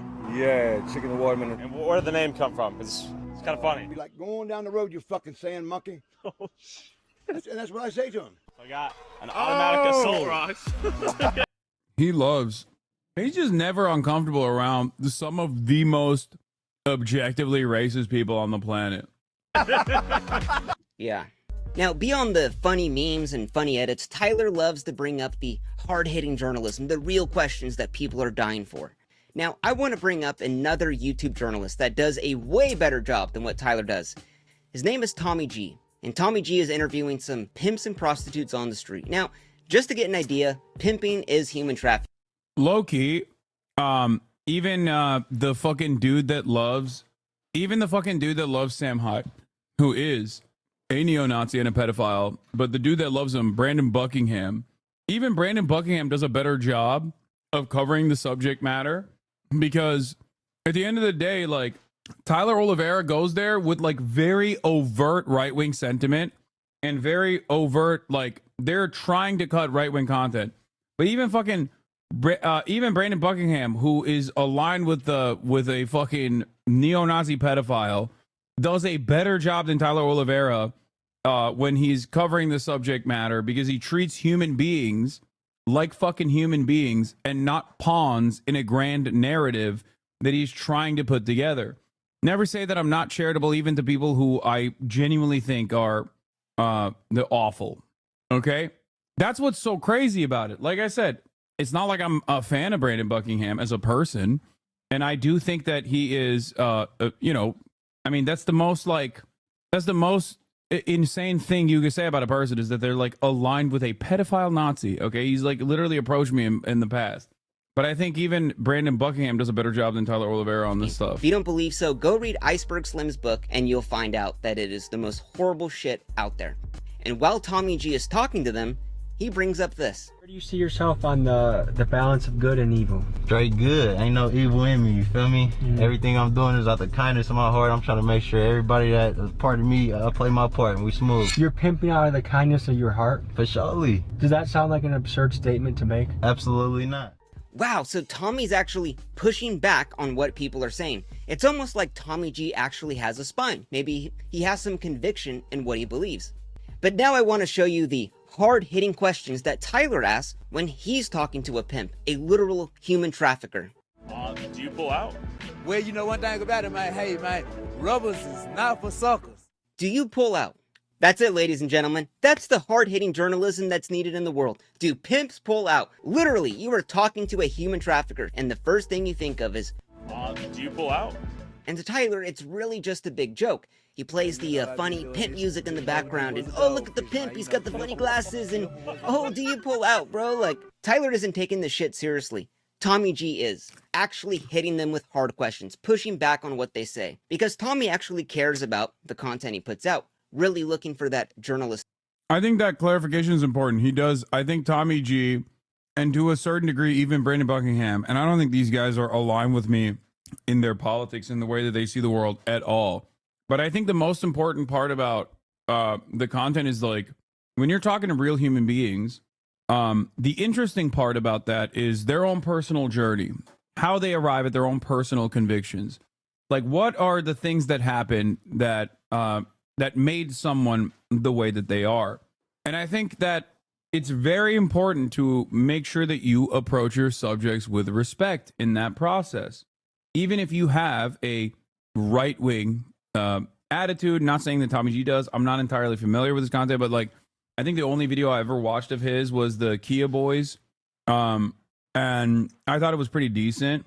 But basically, when you go to these communities and you treat your subject matter like they're fucking zoo animals, objects of fascination that are there to be exploited, rather than like human beings that are on their own personal journey and victim to social conditioning, victim to material conditions, you're gonna come across like a fucking asshole, which I think is exactly the problem that I have with Tyler Oliveira and his coverage on virtually everything that he decides to cover. The content he puts out, really looking for that journalistic truth. But in Tyler's eyes, that question is, do you pull out? Like, what the f? Now, one of the worst things, I think, is when Tyler went to the USA-Mexico border and investigated the migrant crisis. Now, Tyler goes to the border, he talks to both sides. Basically, the video is about how when people claim asylum in the United States, they go into these migrant detention camps where there's no food and water, and they stay there for about a week at a time because the Border Patrol system is so backed up. And he even talks to the locals who say that, we're just locals over here who have banded together to deal with this historic moment that's taking place in our town. The Border Patrol is detaining people in 3 separate outdoor detention sites in our area, not providing them with any food, water, shelter, or anything like that. So we've been coming in and filling. Why is a communist worse than shit under your feet? European chatters, isn't it fucking Christmas right now? Why the fuck are you in here in a Twitch streamer's chat sharpen? In that role. Literally, they have had to give these people food and water because the government doesn't. People have died out here in these camps, just waiting to get processed by Border Patrol. Do you think people would be dying if not for the help you guys have provided? Most certainly, yes. Yeah? Okay. Actually, 2 people have died. But Tyler rolls upon one camp that was empty earlier and now is full. And when Border Patrol comes to process these people... I'm gonna see if I get processed. Just probably get my ID, though. Are you part of this group? Sí. Ahora. Okay, I'm gonna be processed. And Tyler takes up the spot of one of the asylees and tries to get processed by Border Patrol, all as a big fucking joke. Like, what the fuck are you thinking, Tyler? Literally, you took up the spot of someone that was an actual person fleeing their lives as a fucking meme. What the actual fuck are you thinking? You know the Border Patrol system is backed up for years, and you're just adding on to that for no reason at all. And Tyler was so proud of this that he put it in all of his promo for this video, all over TikTok and Instagram. Oh, I pretended to be an asylee and then get processed. Like, this is the most elitist fucking rich kid shit I have ever seen. This is fucking disgusting. And the fact that no one has called you out on this fucking blows my mind. Now, the Border Patrol guards do catch on to Tyler. They clearly see he's like a YouTuber, and they kick him out of the bus. But what the fuck are you thinking?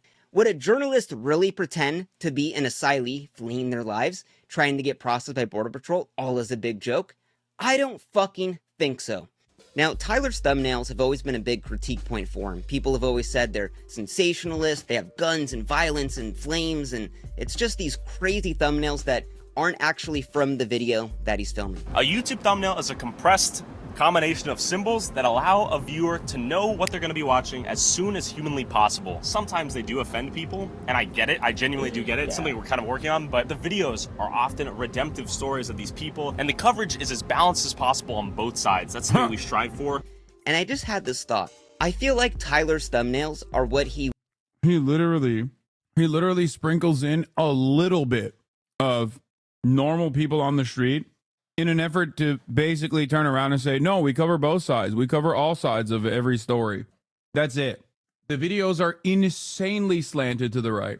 It's not even fucking centrist. Like, I have my own separate set of issues with centrist attitudes in the face of immeasurable injustice. Having said that, however, Tyler doesn't even do that. He wants the city that he visits to be like. I mean, let's take example for a Sweden video. Now, when Tyler goes there, it seems pretty peaceful. You know, everyone's talking to him on the streets, everything seems pretty fine, but if you look at the thumbnail, you would get a completely different image. We have this guy with the Gucci bag, and he's all Gucci'd out. We have Swedish flags in the ground burning up. We have people with masks on robbing people in the middle of the street. But Tyler doesn't actually see that at all in the video. But the thumbnail is what he wishes the video would be. Let's go to his George Floyd video. Now, when Tyler goes there, he obviously sees like the George Floyd shrine, he's talking to people on the streets, but what Tyler wanted that video to be was he wanted to see a bunch of cops praying down the George Floyd, but clearly he didn't see that. I mean, even in his video about the cat eating Haitians, now Tyler doesn't ever run into someone holding cats and they're running around and there's flames in the background. He never sees that at all in the video. But Tyler in the thumbnail, he presents there's smoke and there's flames and there's cats running around. Black guys just holding cats, but he never sees it. And one thing I thought about in the thumbnails is like, most journalists I don't think would make a random image of stuff they have never even seen or never even proven to have been seen and present that in the thumbnail as almost as if it's truth. Now, Tyler's thumbnails come a lot from that whole Mr. Beastified. Like, remember, if Tyler is a journalist, remember applying the same standards that you would apply to CNN. People get rightfully mad at CNN for changing headlines, New York Times for changing headlines, or for burying the lead in a story, for refusing to cover certain stories, for omitting key details from certain stories, right?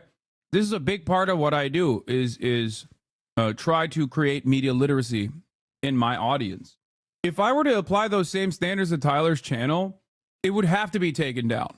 Like, if CNN was processing slop with the same rate, and they do a lot of the stuff that right-wingers complain about. CNN certainly does, you know. But if they were doing it with the same frequency and with the same lack of interest in even telling you what the fuck is going on the ground, we would shut down major institutions. Okay? Tyler Oliveira, the Sun, worse. He's worse than New York Post. That's the problem. And many people don't understand it. They they do victory laps over the Clarissa Ward shit, as did I. But then they don't understand that, like, the guy that they think is the honest truth teller that simply agrees with his position is straightforwardly doing way worse shit than CNN. The reason I like Tom G over Tyler is because he's obviously inspired by Vice, where Tyler's inspired by C5. He just does super shitty without the same context or undertones that Andrew would add. Yeah. Type game. And, you know, these type of thumbnails would be fine for like a prank video, like a Brent Riviera video. I had my sister date 100 guys, and then you have 100 ugly guys that are all lined up. But in the video, we never really see that.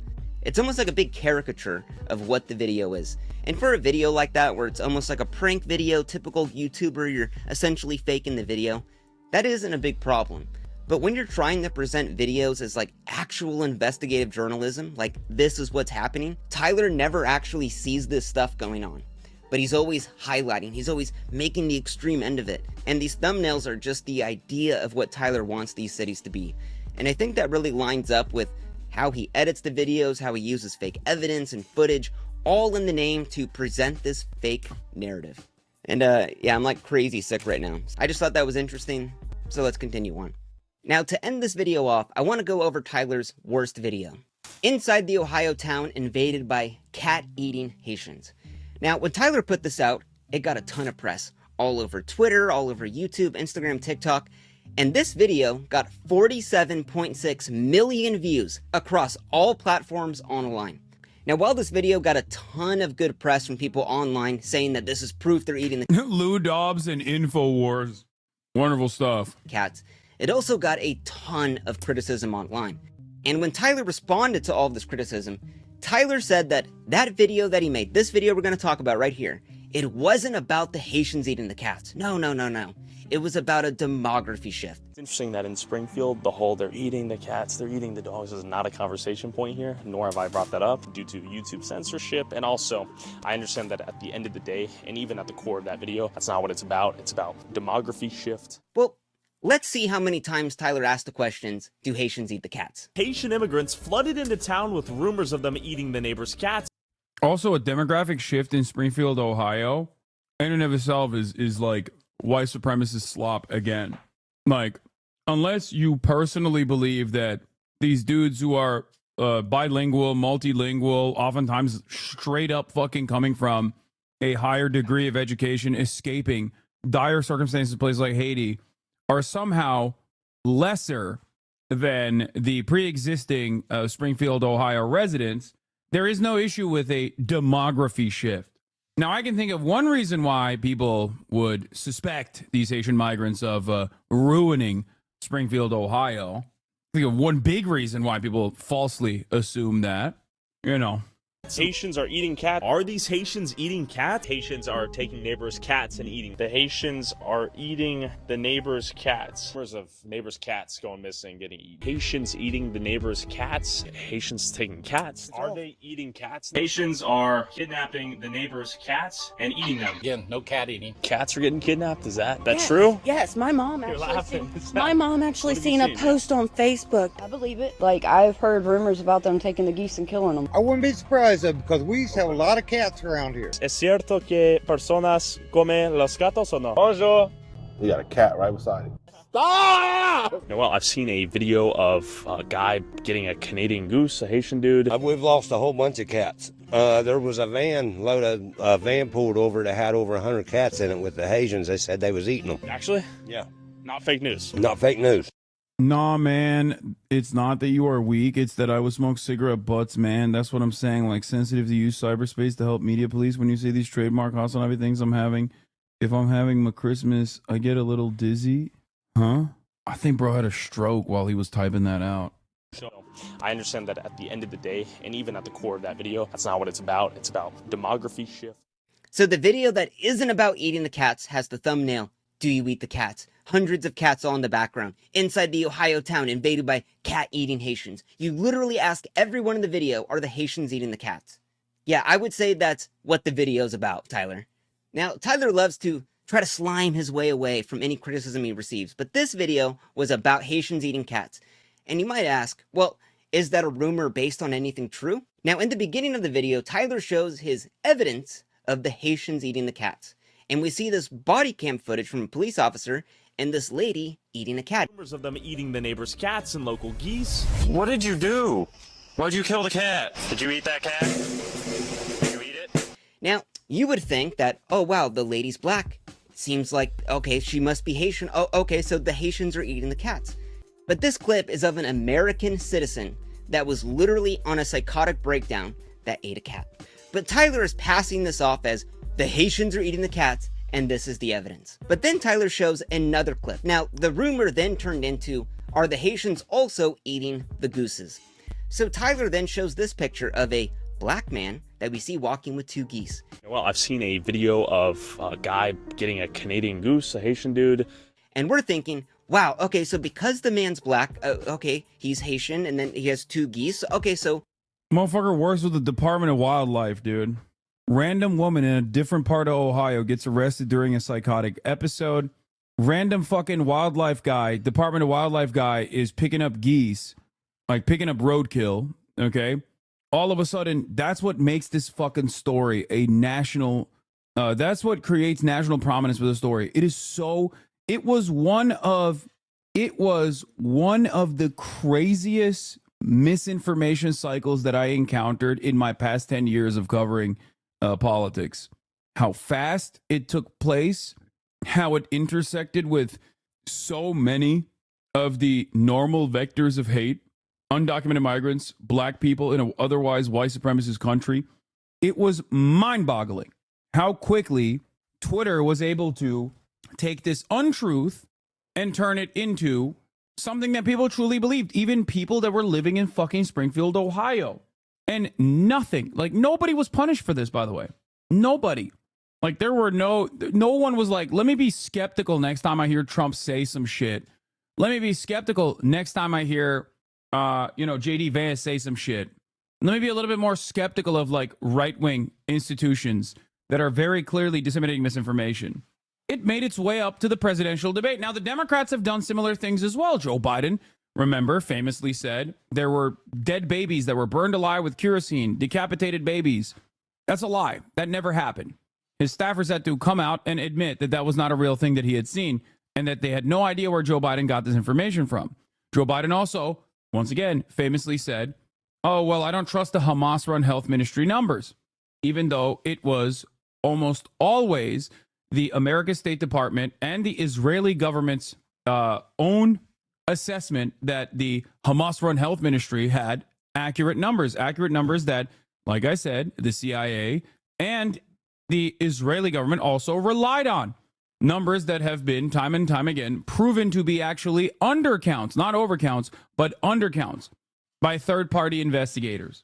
So the very fact that, certain narratives can just all of a sudden become truth happens on both sides of the political equation, and it's certainly something that the mainstream media also elevates and addresses without the veracity that these, or without the critical lens that these stories deserve.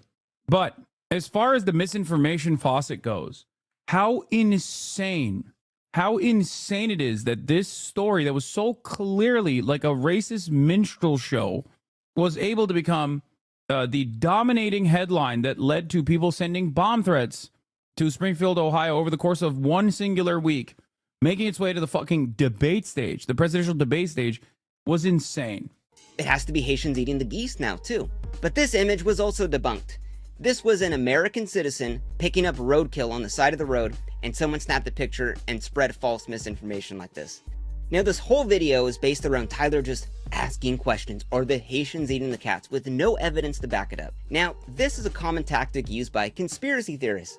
So Tyler, let me ask you a question. I heard your mom was sucking some dong for $50 at the bar, and I had a good friend of mine tell me that they saw her in the car sucking some dong. Is that true, Tyler? Does your mom suck dong for $50? I can tell you an insane conspiracy theory based on no evidence, present it as a question, and it almost gives it some validity. Aliens built the pyramids? Do you think it's possible George Bush did 9/11? Wait for me right now. Oh, who are you afraid of? Oh my God, that was an amazing reaction. That's how most people should react to Tyler Oliveira. Men. Which men? Men in general, or specific types of men who come from different places? Men. If he was black, would you guys date? Bonjour. Yeah, I mean, it is what it is. You speak English, French? How disrespectful is that? You had a kid who was 5 years old and they said, Daddy, I'm a guy, but I think I'm a girl. What would you say? I can't lie. I do despise the fact that right-wingers also have an unimaginable bandwidth for shit like this. If I had a similar predicament, if I had a similar situation where I just like automatically assumed that a random black guy walking down the street was actually of Haitian descent who couldn't speak English at all, that would be plastered all over. Virtually everyone from Keemstar, maybe to even fucking Fox News, would be talking about how racist I am. But when you're a right-winger, you just get to do that over and over again, and no one even questions it. Like, you could have a random accident that could be portrayed in mainstream media. Sometimes it's not even a random accident. If you recall, famously, when I was at the Palestinian protest in Australia, it made it to Australian national news because a fan of mine came up to me and yelled at me. This is before BDS put Coca-Cola on its national list. And it was literally, it was straight up just like, it was national news in Australia. because a random fan of mine came up to me and was like, "Oh, you're drinking Coke. Like, can you stop drinking Coke or nor?" My reaction did not matter. That enough. That was a clippable enough moment for it to go and become a prominent, newsworthy endeavor. Tyler Oliveira can do whatever the fuck he wants at the behest of serving white supremacist agitated propaganda. And in that process, he can just do whatever he wants, and no one will even bat an eye. How does it feel to facilitate more deaths via secondhand obesity? You are trespassing. Leave my building now. Leave the building now. Okay. I mean, if you want to give me the answer, you tell me what answer I'm going to give you. No, I'm just asking the question. And Tyler knows that. But if you were to push me back on that, like, bro, my mom doesn't suck dong for $50. Oh, well, I'm just asking a question, man. Don't get mad at me. That's what Tyler's doing here. Because this whole thing of Tyler asking people if the Haitians eat the cats, let's think about another equivalent. This is like going up to Asian people point blank and saying, I heard on Twitter that Asian people are eating dogs. Is that true? Yeah, that is exactly what I said at the time as well. That's literally what this is. That's straight up what it is. Tyler doesn't have any social brain to maybe think, maybe that might not be an appropriate question to ask. Why did no one else make this video on YouTube? Maybe because it's a little bit racist. Now, Andrew Callahan, Channel 5, he runs another channel that Tyler essentially ripped off from and made into his own thing. Does the same thing. He goes boots on the ground, does journalism. And Andrew even made it a point to say that he would not be coming to Springfield to ask people about the Haitians eating the cats. By the time I wrapped up my report in Colorado, the front lines of the migrant hysteria crisis had already shifted fronts, from Aurora over to Springfield, Ohio, where Trump and J.D. Vance claimed that Haitians were eating cats. They're eating the dogs. The people that came in, they're eating the cats. A claim that was debunked by the mayor, the state, and basically everybody else. After the presidential debates, my inbox was flooded by emails saying that Channel 5 should go there. But guess what? I'm not going. I'm not going to follow every shitty thing that Trump says about migrants across the country and feed the algorithm they've created by lying. But Tyler doesn't care because he knew he was going to get mad views on this. And he clearly did. 47.6 million views. Now, this video is a whole can of worms in terms of the whole just asking questions things. And what's really like annoying about all of this is that it could only take Tyler a minute to spread misinformation, but it takes an hour to debunk it. Now, I'm not going to go through this entire video and all of the little details about it, but essentially this whole just asking questions things, this is in nearly all of Tyler's videos, and the Springfield video is the creme de la creme of it. And like, it's one thing to let people speak about what they think when you ask them a question to make themselves look dumb, but when Tyler doesn't push back on anything they say, it's almost like he's kind of not co-signing, but almost like, okay, No, he is co-signing. That's why he's wearing a Be Like Poland hat while talking to some fucking random racist charlatan that doesn't even have like a significant base of support in Poland. Is some evidence to this, but there's absolutely none. There was Haitians in a white van driving around the neighborhoods collecting cats. For what? Skinning them and eating them. So a van was collecting cats and eating them. I watched it happen, yeah. Watched them get pulled over with the cats and admit to the police that they was eating them. You're not joshing with me. No, I'm almost 50 years old, buddy. I don't know. See, this was my favorite line. Me and Felix, remember when Felix and I reacted to this? By the way, if you want to see what my... if you want to see what like kind of coverage I've offered to this, I believe I did the video as well. Tyler Oliveira. Of course, when I cover Tyler Oliveira's videos, usually YouTube doesn't offer it any sort of movement, any sort of motion whatsoever. The fake right-wing misinformation gets 47 million views. Correcting this right-wing misinformation and covering it. Wait, hold on. Oh, here. This is the one. This is the one. Covering the right-wing misinformation, on the other hand, gets 186,000 views. It gets demonetized. It gets pushed away in the algorithm because YouTube does certainly like right-wing content. That's just the reality of the matter. Like, this is an underperforming video for me.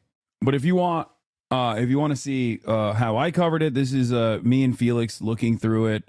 This is like a fucking 47 minute reaction to Tyler Oliveira's like racist ass bullshit. A real journalist would push back on what these people say.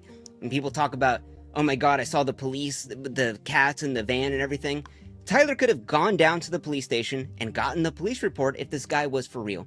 But Tyler didn't, because he just wants to take this guy's rumor and just spread it on as it's actually fact. And Tyler knows that if he ever gets pushed on this, he could always go back to the whole, I'm just asking questions, bro. But Tyler doesn't care about fixing the problems that he so often shows the world, because the dollar at the end of the day is Tyler's goal. And his incentive is to highlight and throw gasoline and incentivize as many of these problems as possible, because it gets Tyler as many clicks as possible. This video took about 4 months to make, and I only went through a few of his videos. Now, there are so many videos that are based in the same format online that I think a lot more debunking needs to be done. A lot more of this just misinformation, hoaxes, and just made up shit needs to be taken down, because it is so harmful to our platform. If we're really trying to have actual truth-seeking journalism, really try to show that, because everything I've showed you today is anything but that. And I would just ask you one last time, is all of this stuff in this video something a real journalist would do? Thank you for watching. Good video. They all beg the question of hide behind plausible deniability like a bunch of cowards. Yeah. I mean, for Tyler, it's like not even begging the question and hiding behind plausible. I mean, I guess he does that to a certain degree. I think he does that to amplify his commentary, though. He does that because every person automatically wants to hear from a guy who is unbiased in air quotes. And Tyler Oliveira gets to present himself as that. That's it. At what point will the companies behind the algorithms that amplify this will be held accountable? Never. And as things worsen, as material conditions worsen, I think it's going to get worse overall. All right. Last but not least, I want to dive into this Honey influencer scam. You've probably heard about Honey. You know, the browser extension that saves you money. Do you have Honey installed? What's Honey? Oh, no. Honey is a free browser extension. Damn, they even got Pokemon. That's crazy. Free browser extension. Free browser extension. That automatically applies coupon codes when you check out online. Free money, basically. It's literally free money. It doesn't make sense to not be using this. So what's the catch? There is no catch. Join Honey. Join Honey. Join Honey. Honey. Honey. Honey. Honey. Honey. Honey. Honey. Honey. Join Honey. Damn, every YouTuber's done Honey ads. I hate to Holy break shit. it to you, but your favorite influencers sold you a lie. Honey is a scam, and the majority of claims promoted by those influencers aren't even remotely true. But it gets worse. Honey hasn't just been scamming you, the consumer, they've also been stealing money from influencers, including the very ones they paid to promote their product. And I'm not just talking about a few bucks here. I believe this scam has likely cost content creators millions of dollars. Sound crazy? Well, I didn't believe it at first either, until I experienced it myself firsthand. In fact, I'm confident this might just be the biggest influencer scam of all time, which is insane. Did Honey ever approach you? Yeah, no shit. Of course, dude. What are you talking about? Who haven't they approached? I just don't work with a lot of those DR campaigns. I say no to a fuck ton of advertisers. Honey is not even remotely relevant in that regard. Considering Honey is owned and run by PayPal, who purchased this company for $4 billion. This 3-part series is the result of a multi-year investigation where I believe I've uncovered signs of advertising fraud, affiliate fraud, the illegal collection of personal data, deception, lies, coercion, extortion, the list goes on. I've reviewed hundreds of documents, adverts, sponsorships. I've reviewed emails between Honey and merchants, interviewed victims. Believe me, this runs deep. Now, I want to be clear, the views, allegations, and conclusions expressed in this series are my opinions, based on evidence I have gathered, which will be shared throughout. With that said, ladies and gentlemen, this is the Honey Trap. Now, I know what you're thinking. It's a free browser extension. How bad could it be? Well, trust me, it's far more sinister than you might think. You know what they say, if a product's free, it's likely you're the product. And as you'll find out later in this investigation, that remains true for PayPal Honey. Now, like most people, I too fell for the lies. I mean, what's not to love about a free browser extension that saves you money? It's a compelling product, and with the endorsement from what feels like every single popular influencer on YouTube, it's no wonder millions of people downloaded it. Ironically, the very influencers promoting Honey seemingly had no idea the company was quietly picking money out of their very own pockets. Well, at least one of them realized, but we'll get to that later. So let me show you how Honey's been stealing money from influencers. So let's say you're watching a video on YouTube. If you're into tech like me, maybe you're watching a Linus Tech Tips video. Linus tells you about this free browser extension that saves you money online.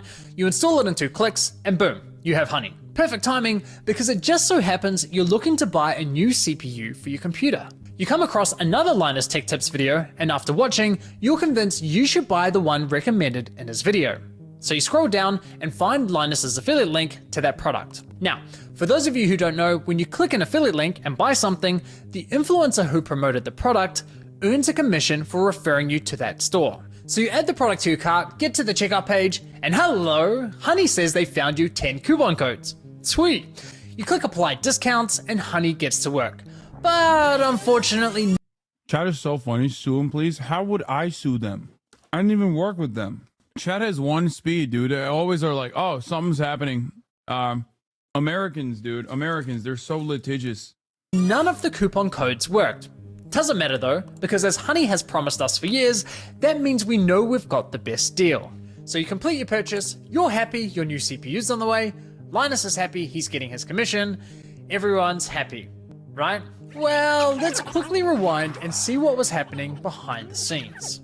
You see, after clicking Linus's affiliate link, you'll notice in the URL, there's a tracking tag labeled Short Circuit. That's a reference to one of Linus's YouTube channels. And this tracking tag is how Newegg knows who to pay a commission to. We can also see that this tracking tag has been saved on my browser in the form of a cookie that will expire in 30 days. That way, if we only decide to complete the purchase a few days later, Linus will still be credited the sale. It's kind of like when you're at a department store buying a TV and the salesman who helped you gives you a referral card or a receipt with their name on it, so when you eventually get to the checkout counter, the clerk knows which salesman to award the sale to. You can think of affiliate cookies as a digital version of that. So what happened when we got to the checkout page? Well, once Honey popped up, watch what happened to Linus's affiliate cookie after we clicked apply discounts. You see that? Honey came in, removed Linus's affiliate cookie, and replaced it with their own, claiming credit for the sale and pocketing the commission money for themselves. Yeah. Now, if we quickly go back again, we can see what's causing this to happen. After clicking apply discounts, I mean, that could be an initiative where they're like tracking on their end, but they don't really care necessarily because they already paid them. Maybe it's not a DR campaign in the way that like they get a percentage fee on the contract side. But I don't know. What you'll notice is that in the top left corner of your browser, Honey discreetly opens a small new tab, which acts like a simulated referral click, as if they were the ones to refer you to the website, even though you're already on the website and at the checkout page. Once that page is finished loading and has stuffed PayPal's affiliate cookie, the tab automatically closes, leaving you blissfully unaware that anything ever happened. It's very sneaky. Now, when I first discovered this was happening, I thought, there's no way. Why would all these high-profile influencers be promoting a company that is actively poaching their affiliate commissions? It didn't make any sense. So to make sure I wasn't going crazy, I went on a Honey testing spree, clicking one affiliate link after another, and it kept happening. But even after all those tests, I scoured the internet to see if anyone was talking about this and found nothing. Okay, there was this one debate about it on the Y Combinator forum, but nothing concrete. Besides that, virtually nobody was talking about this, adding fuel to my doubt. So I figured, screw it. I'll reach out to Honey. You know your YouTube channels that you don't earn revenue from make up to 100 grand per year? If you charge your offshoot YouTube channels? Yeah, I do know. Yeah, good for them. It's so funny. Chatters were literally, America's the greatest nation on earth, Trump 2024, stand with Israel, God loves everyone. Maybe not you, Chatter. There's something very funny about someone coming into my chat and being like, dude, this thing that you know is happening, that you want to happen, it's really fucked up. I think you should charge them. I'm good, man. And ask them directly. And sure enough, they came back to me with the following. If Honey is activated and is the last program used while shopping on a site, it is likely Honey will receive credit for the purchase. I was right, and just like that, my investigation into Honey began. Now, some might consider what PayPal's doing here dirty or highly unethical, but personally, I can't see how it's anything short of fraud. I mean, just imagine something like this happening in a real-world scenario. Let's say you're at a department store looking to buy a new TV. A salesman spends time running you through your options. You decide to buy, he gives you his referral card, You get to the checkout, and right as you're about to pay, a sleazy salesman pops up. I generate my revenue off of you guys that subscribe at the top of the hour and in the middle of the hour and just in general. Okay. That is how I make my money. You can subscribe for $6 or for free with a Twitch Prime, or by getting gifted a sub if you're lucky. If you recall, there was a chatter that came up to me at the Palestinian encampment who literally said, running a clip channel for you has gotten me to pay for my college tuition. That's why I do what I do. That's why I don't give a shit about other people generating revenue off of my clips, my videos. That's why it's also so funny when people say Hassan is such a greedy capitalist. Up going, hey, shall I check if I have any coupon codes for you? Naturally, you say sure. He snatches your referral card without you ever noticing, looks for coupons, says sorry, no luck this time, but instead of handing back the original referral card, he hands back his own. PayPal didn't refer the customer to the store, they didn't promote any of the products, the salesman did that. PayPal provided absolutely zero value to the customer, yet they were rewarded for the sale. But because this is all happening online, buried behind clicks and cookies and tracking data, there's little to no transparency that this is ever happening. Okay, but what if Honey had found a working coupon code? Thank you, Purple Plasma, for the 20 gifted subs. Would that make it okay for them to claim the commission? Honestly, no, I don't think so. The fact remains that Honey didn't refer the customer to the store, nor did they promote the product. Look, don't get me wrong, I'm a consumer myself. Saving money matters, especially when money's tight. But this scam doesn't just affect wealthy influencers. There are hundreds of thousands of small creators, bloggers, artists who rely on affiliate commissions to support their craft. Sure, you could argue that Honey may have convinced the consumer to complete the purchase by providing a discount. But let's be real, if you're already at the checkout with your items Rainy draws a lot. Thank you for the 50 gifted. In your cart, you already have a high intent to purchase. And again, this would never fly in a real life sales environment. No department store is going to allow a salesman to hang out at the checkout counter, casually handing out coupon codes while simultaneously stealing commissions from the other sales reps. So why are we allowing a corporate giant like PayPal to do it on the internet? Now, believe it or not, this first example I just showed you with Linus is just one of 3 scenarios in which Honey poaches affiliate commissions, and the next scenarios are even worse. But before I show you how bad scenario 2 is, it's important you understand the fundamental system Honey is exploiting. You see, in affiliate marketing, there's this thing called last click attribution, which basically means last click wins. For example, you might click on a shoe blogger's affiliate link for a pair of Nikes, but you don't buy right away. Later, you click on a YouTuber's link for the same shoes and complete the purchase. In this scenario, the YouTuber gets the commission and the blogger gets nothing. There are other models like first click, where the blogger would win the commission, or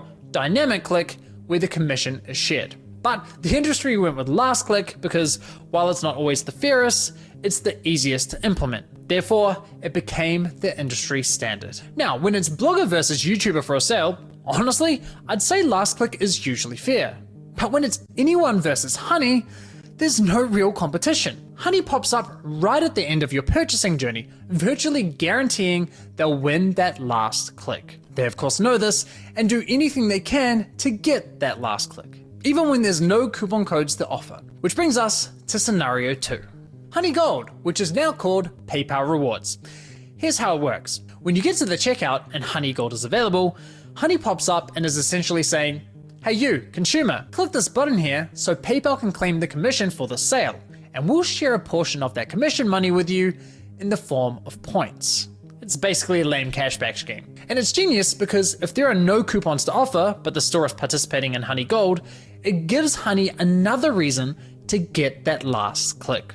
How can YouTubers, bloggers, or any other type of affiliate fairly compete against this type of mechanism? Of course I mean, the first 10 minutes of this video is like about how Honey scams the content creators. I suspect that the second half of this video is going to be about how Honey scams the public.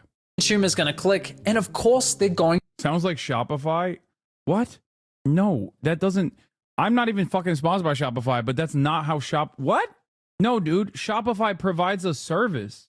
Am I crazy? What are you guys talking about? Like, I use Shopify.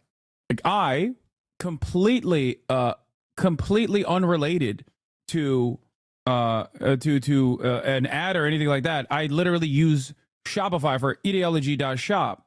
Shopify is an e-commerce platform. It's a vendor. You did do an ad for Shopify. They were accused of anti-Semitism weeks ago. Wait, what? When did I do an ad for Shopify? Are you talking about, on Fear And? Oh, yeah, that's true. That Fear And doesn't count. I don't have a say in who we take on as advertisers on Fear And, okay? Or rather, I only have 1/5 of a say. It is a democratically organized cooperative corporation. But yeah, Kaya is in charge. True. But yeah, Shopify, regardless, is very different than Honey. Was Shopify accused of anti-Semitism? I think that person was joking. It's just a different kind of middleman. It's not as nefarious as Honey. No, it's not a different kind of middleman. What the fuck are you guys talking about? It's literally directly providing a service for vendors. It has a back-end system for you to track all of the things that you're selling. Guys, please stop. Not every point of purchase or not every fucking thing that is advertised online is across the board the same. Okay? Yeah, it's an e-commerce site template. Thank you. Honey isn't a service, it's a scam. That's it. It presents as a service, but it's smoke and mirrors. Wait, Shopify was accused? The official 1984 account has more than 200,000 followers on X and sells... oh my god, you weren't even joking. Sells apparel with designs that depict the Holocaust as make-believe and anti-Semitic propaganda. How the fuck is that Shopify's fault? What the fuck? Yeah, random motherfuckers are using their website. Shopify is literally Squarespace. When you said Shopify was accused of being anti-Semitic, I thought that they were doing something.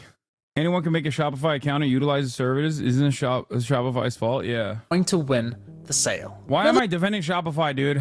Oh my god. Okay, this got me thinking, how much of their commission are they actually sharing with users? Well, to find out, I decided to put Honey Gold to the test. So I looked for any website where Honey Gold was offered and found it on NordVPN. And no, this is not a sneaky sponsorship. So I signed up for NordVPN's affiliate program, which offers 40% commission on successful referrals. After getting approved into the program, I received a custom affiliate link for my YouTube channel. Using this link, I made 2 separate purchases. The guy who owns Shopify Super White Ring, he lives in my city, is quite the asshole. Okay, we're not talking about Shopify anymore. We're talking back to Honey. Back to Honey. Focus on Honey. For the first, I activated Honey Gold, and sure enough, you can see my affiliate cookie was replaced with Honey's. And for the second, I didn't activate Honey Gold. As expected, I was awarded a $35 commission for the sale where Honey Gold wasn't activated, and received nothing when Honey Gold was activated. For the first time, I experienced Honey poaching my own affiliate commission. So how much of my stolen $35 commission did PayPal sharers cash back with my Honey account, aka the consumer? Brace yourselves, 89 points, which is equivalent to 89 cents USD. That's right, Honey poached a $35 commission for doing nothing and rewarded me a grand total of 89 cents. Thanks, PayPal, you really shouldn't have. No, seriously, you really shouldn't have. Now, on to scenario 3. For you ladies out there, let's say you're looking for a new outfit. Your favorite influencer tries on something that slays, you click on their affiliate link and get to the checkout. But in this scenario, Honey knows it has nothing to offer. No coupon codes, no Honey Gold, yet it still pops up to announce absolutely nothing. Annoying as fuck. Naturally, you click the got it button to get rid of the annoying dancing coin, and whoa, what's that? PayPal takes the sale. Why? This is pretty crazy.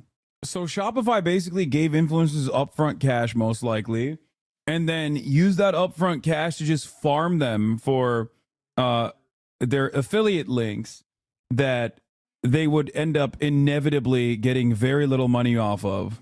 And as the influencer, you're on, you're sitting there thinking, or not Shopify. Am I saying Shopify? Fuck. God damn it! You guys put the Shopify thing in my brain. Oh fuck! I mean Honey. Not Shopify! Merry Christmas. Because fuck you, Mary, that's your commission. But wait, there's more. My personal favorite is when Honey has nothing to offer, so pops up offering you to check out with PayPal, even though the option is already available at the checkout page. And of course, if you click the checkout button, PayPal poaches the sale. Classy. As I was saying, Honey uses any excuse possible to get that last click from the user. It's absolutely disgusting. I can't even begin to fathom how much money has been lost at the hands of this browser extension. Imagine being the influencers who promoted Honey, telling your audience, who by the way are the most likely to use your affiliate links, to download an app that poaches your affiliate sales. It's crazy. Now, to be clear, not every influencer who promoted Honey engages in affiliate marketing, so those who don't are obviously unaffected. But did any of the influencers who are engaging in affiliate marketing ever catch on to what Honey's been doing? Well, it turns out yes, at least one of them did. Linus Tech Tips, who have been promoting Honey since 2017. So here's how I found this out.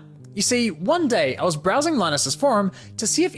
I wonder how much money in commission that they literally took from Linus. Since 2017, that's crazy. That's gotta be like a couple mil, right? Like that's got, no, maybe like at least $1 million. I think at least $1 million. At minimum, it's gotta be $1 million that they just stole from him. Cause like Linus also is specifically like, he's doing tech review. It's like Marcus Brownlee, right? Like these guys are the best possible influencers to promote Honey over because they're constantly reviewing products. It's like my favorite YouTuber, Doug DeMuro, having his own website where he where people can sell their own cars and buy cars. That's right. I watch a lot of Doug DeMuro. It's out. Okay. Me and my brother sit down and watch Doug DeMuro videos sometimes. We bond over it. Why are you coming over here? Don't get out of it. I heard and I wanted to see some quirks and features. No, I'm muting you again. Speed Racer Brownlee, yeah. Unmute you for a second here. This? Okay. My suspicion, which they don't cover in this vid, probably part 2, is that Honey offsets it with a special side deal with the influencer sponsorship where they pay exorbitant amounts for the ad read in exchange for yoinking some of their affiliate clicks. Wait, that's what I said. That was what I originally said. I said maybe they have a separate deal with the influencer where they do a upfront, like a shit ton of money up front that they give to the influencers.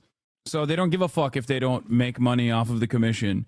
And they only care about tracking how many clicks it's actually driving to the website. Yeah. But everybody said I was wrong. But now Wife of Phonics is saying it, and you guys are like, well, he has a wife, so he must be right. I see how it is.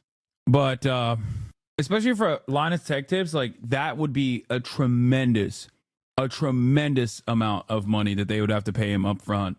He disproved that when he tested with being an affiliate. Yeah, but he wasn't an affiliate with an upfront.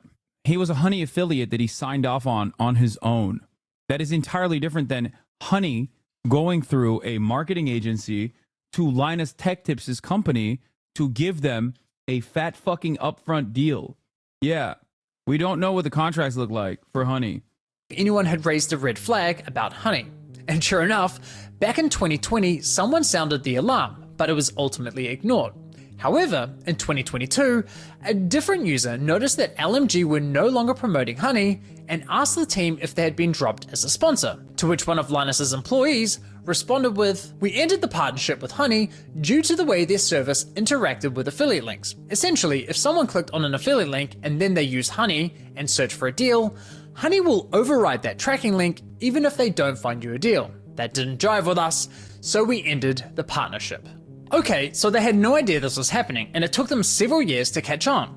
That's quite telling, because we're talking about a tech-savvy YouTube channel that's run by a very large team. The fact that it took them several years to figure this out, in my opinion, really underscores the deceptive nature with which Honey operates. If Linus and his team didn't know, I can't imagine many other influencers would have known either. Now, I have to say, as a longtime viewer and supporter of Linus's channel, I'm incredibly disappointed they weren't more public with this discovery. I get this specific issue doesn't directly affect their viewers, but surely they must have realized the wider impact this could be having on the creator community, a community they're a part of. I think that matters. And it's not as though they only promoted Honey once or twice. They did approximately 160 sponsored segments, all of which remain live on YouTube. Those videos have accumulated around 194 million views. Woo! According to my data, that makes Linus's company, LMG, the third largest promoter of Honey on YouTube. So yeah, in my opinion, they should have made more noise about this. But what's truly baffling to me is that after LMG ended their partnership with Honey, they then went ahead and partnered with... Linus got paid out by them, that's why. Linus got paid to say nothing about Honey. Okay, I don't know if that's the case, man. H3H3 is the second one. The company called Karma Now, a coupon browser extension that literally engages in similar behavior. Now, I did reach out to LMG about this situation, and I'll be honest, their response was not to my satisfaction. They didn't address the majority of my questions, however, they did at least provide some important context about their dealings with Honey. LMG stated that as soon as these issues with Honey were brought to us, we tried to work with them to remedy them. After a few calls, we were informed that they weren't willing to change, so we stopped working with them across all channels.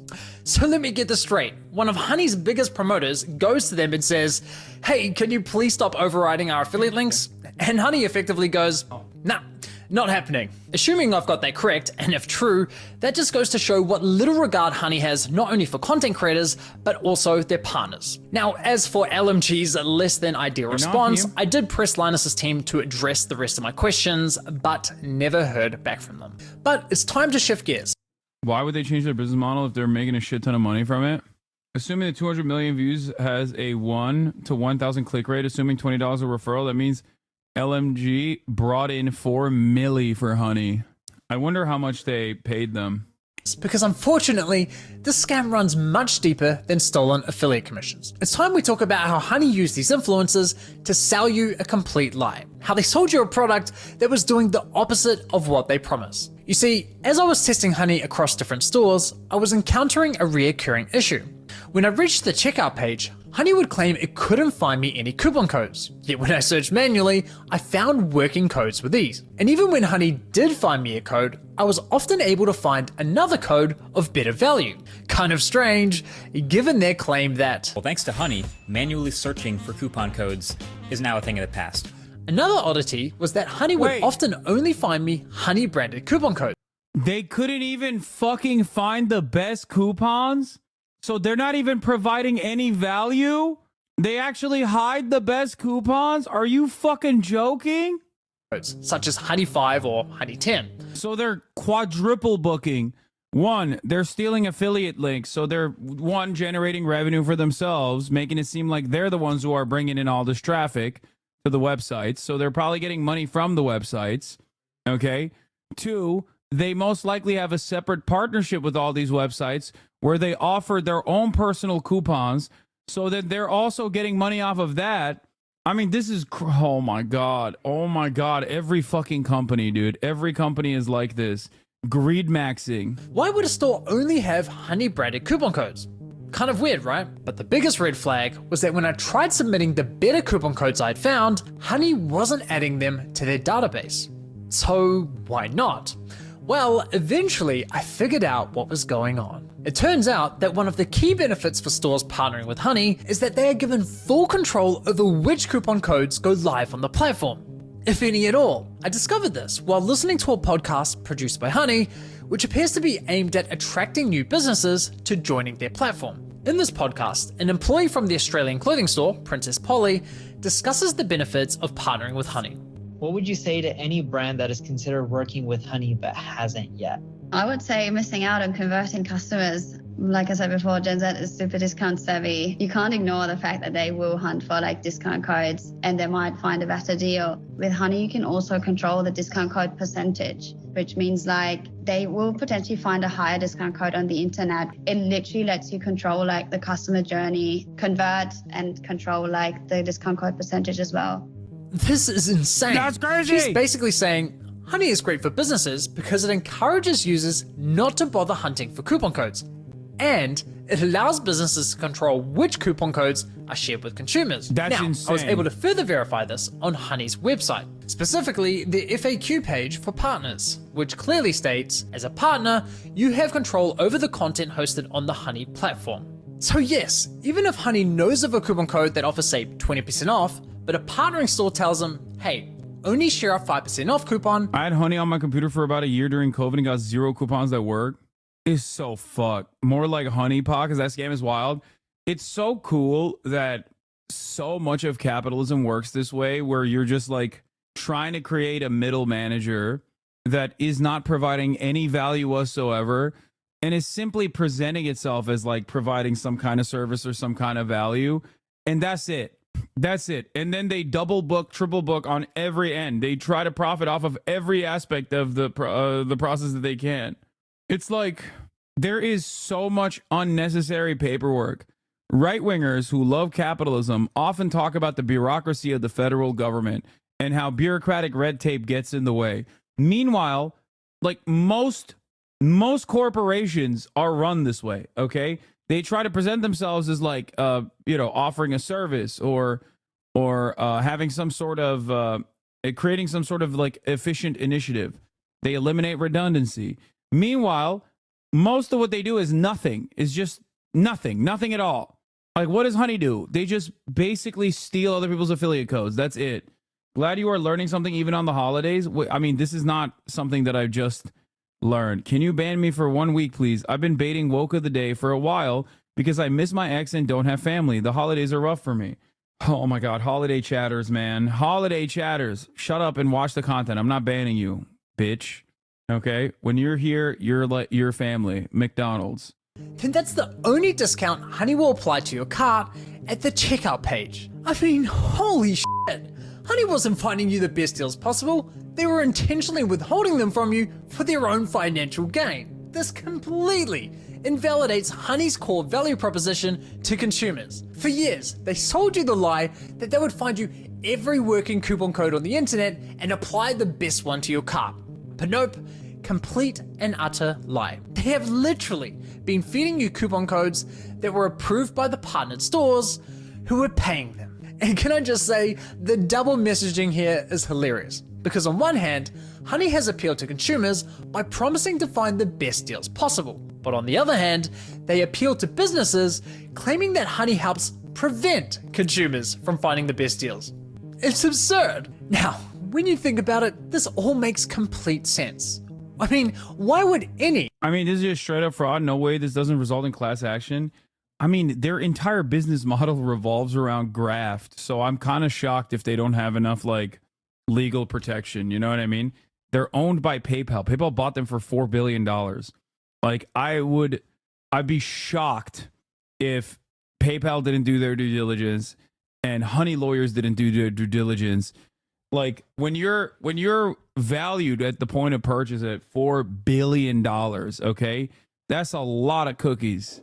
I assume that they would be able to defend against litigation, maybe pay off like a class action lawsuit as they continue to farm revenue this way.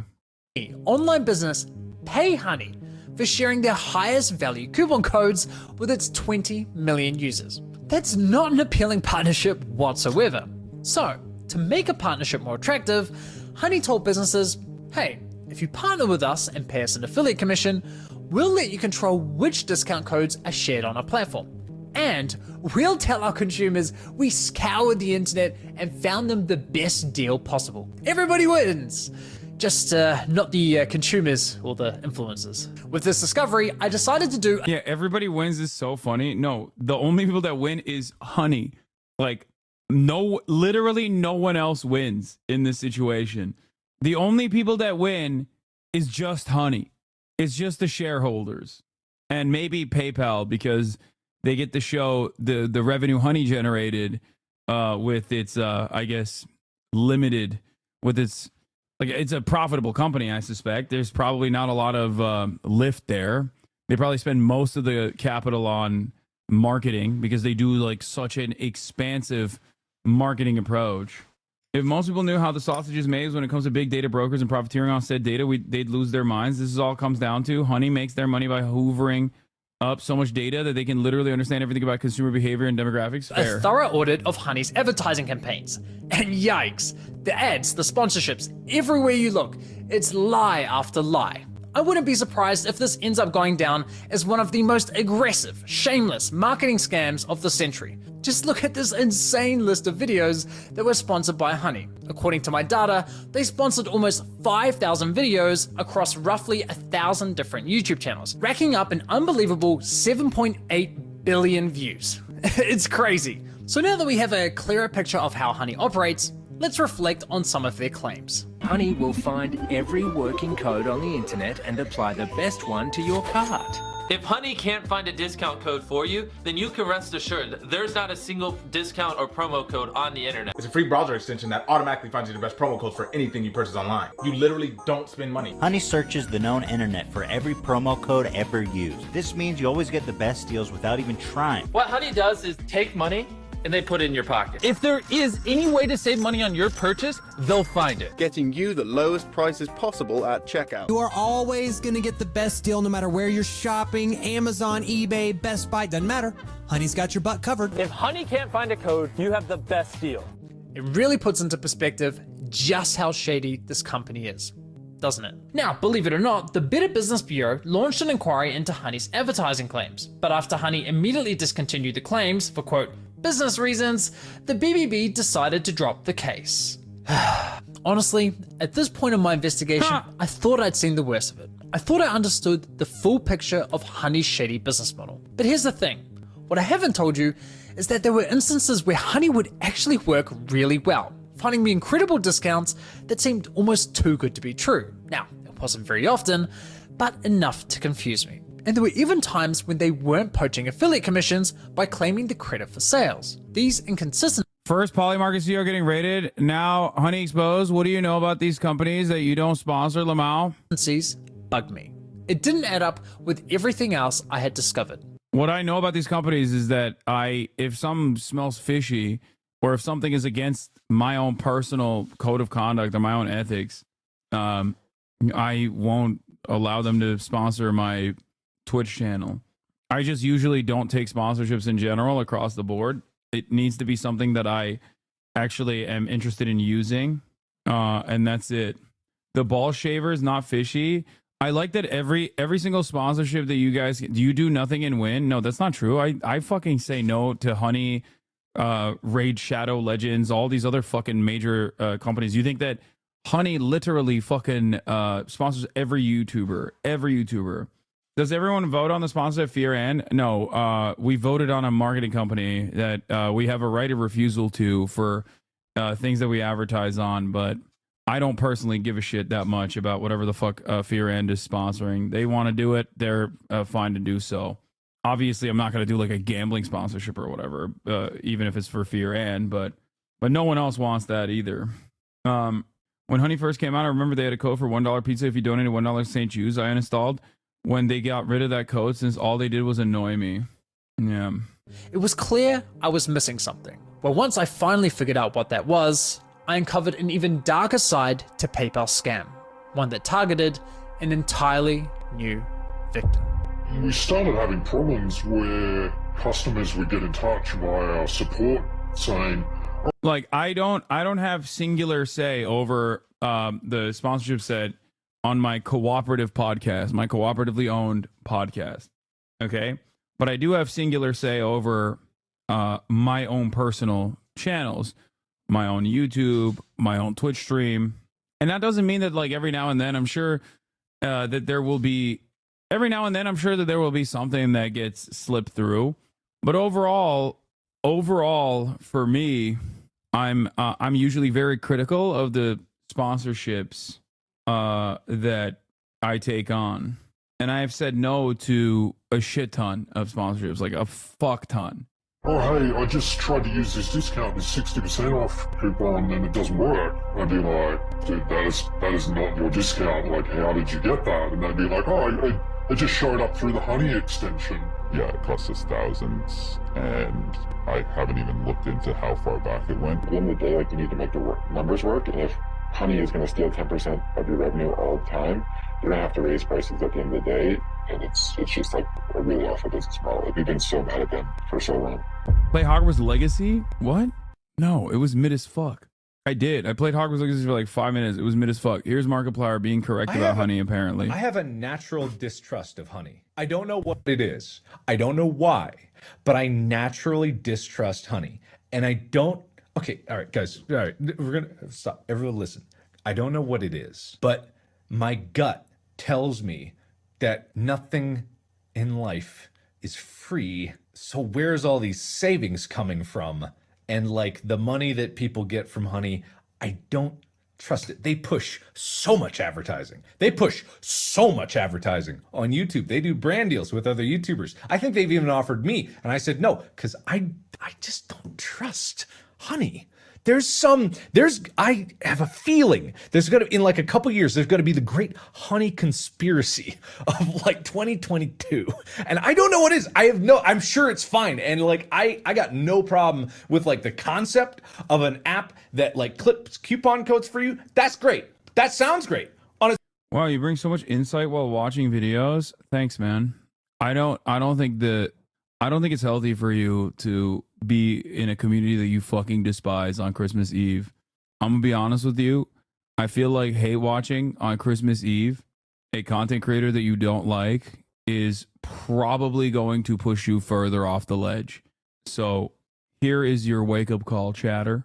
Step away from the ledge. 2013 account is pretty fucking sad. At least everyone here wants to be here, you know? 28,212 people in here that want to be here. You, on the other hand, could be watching, like, I don't know, Elf, or I really want to watch Tokyo Godfathers.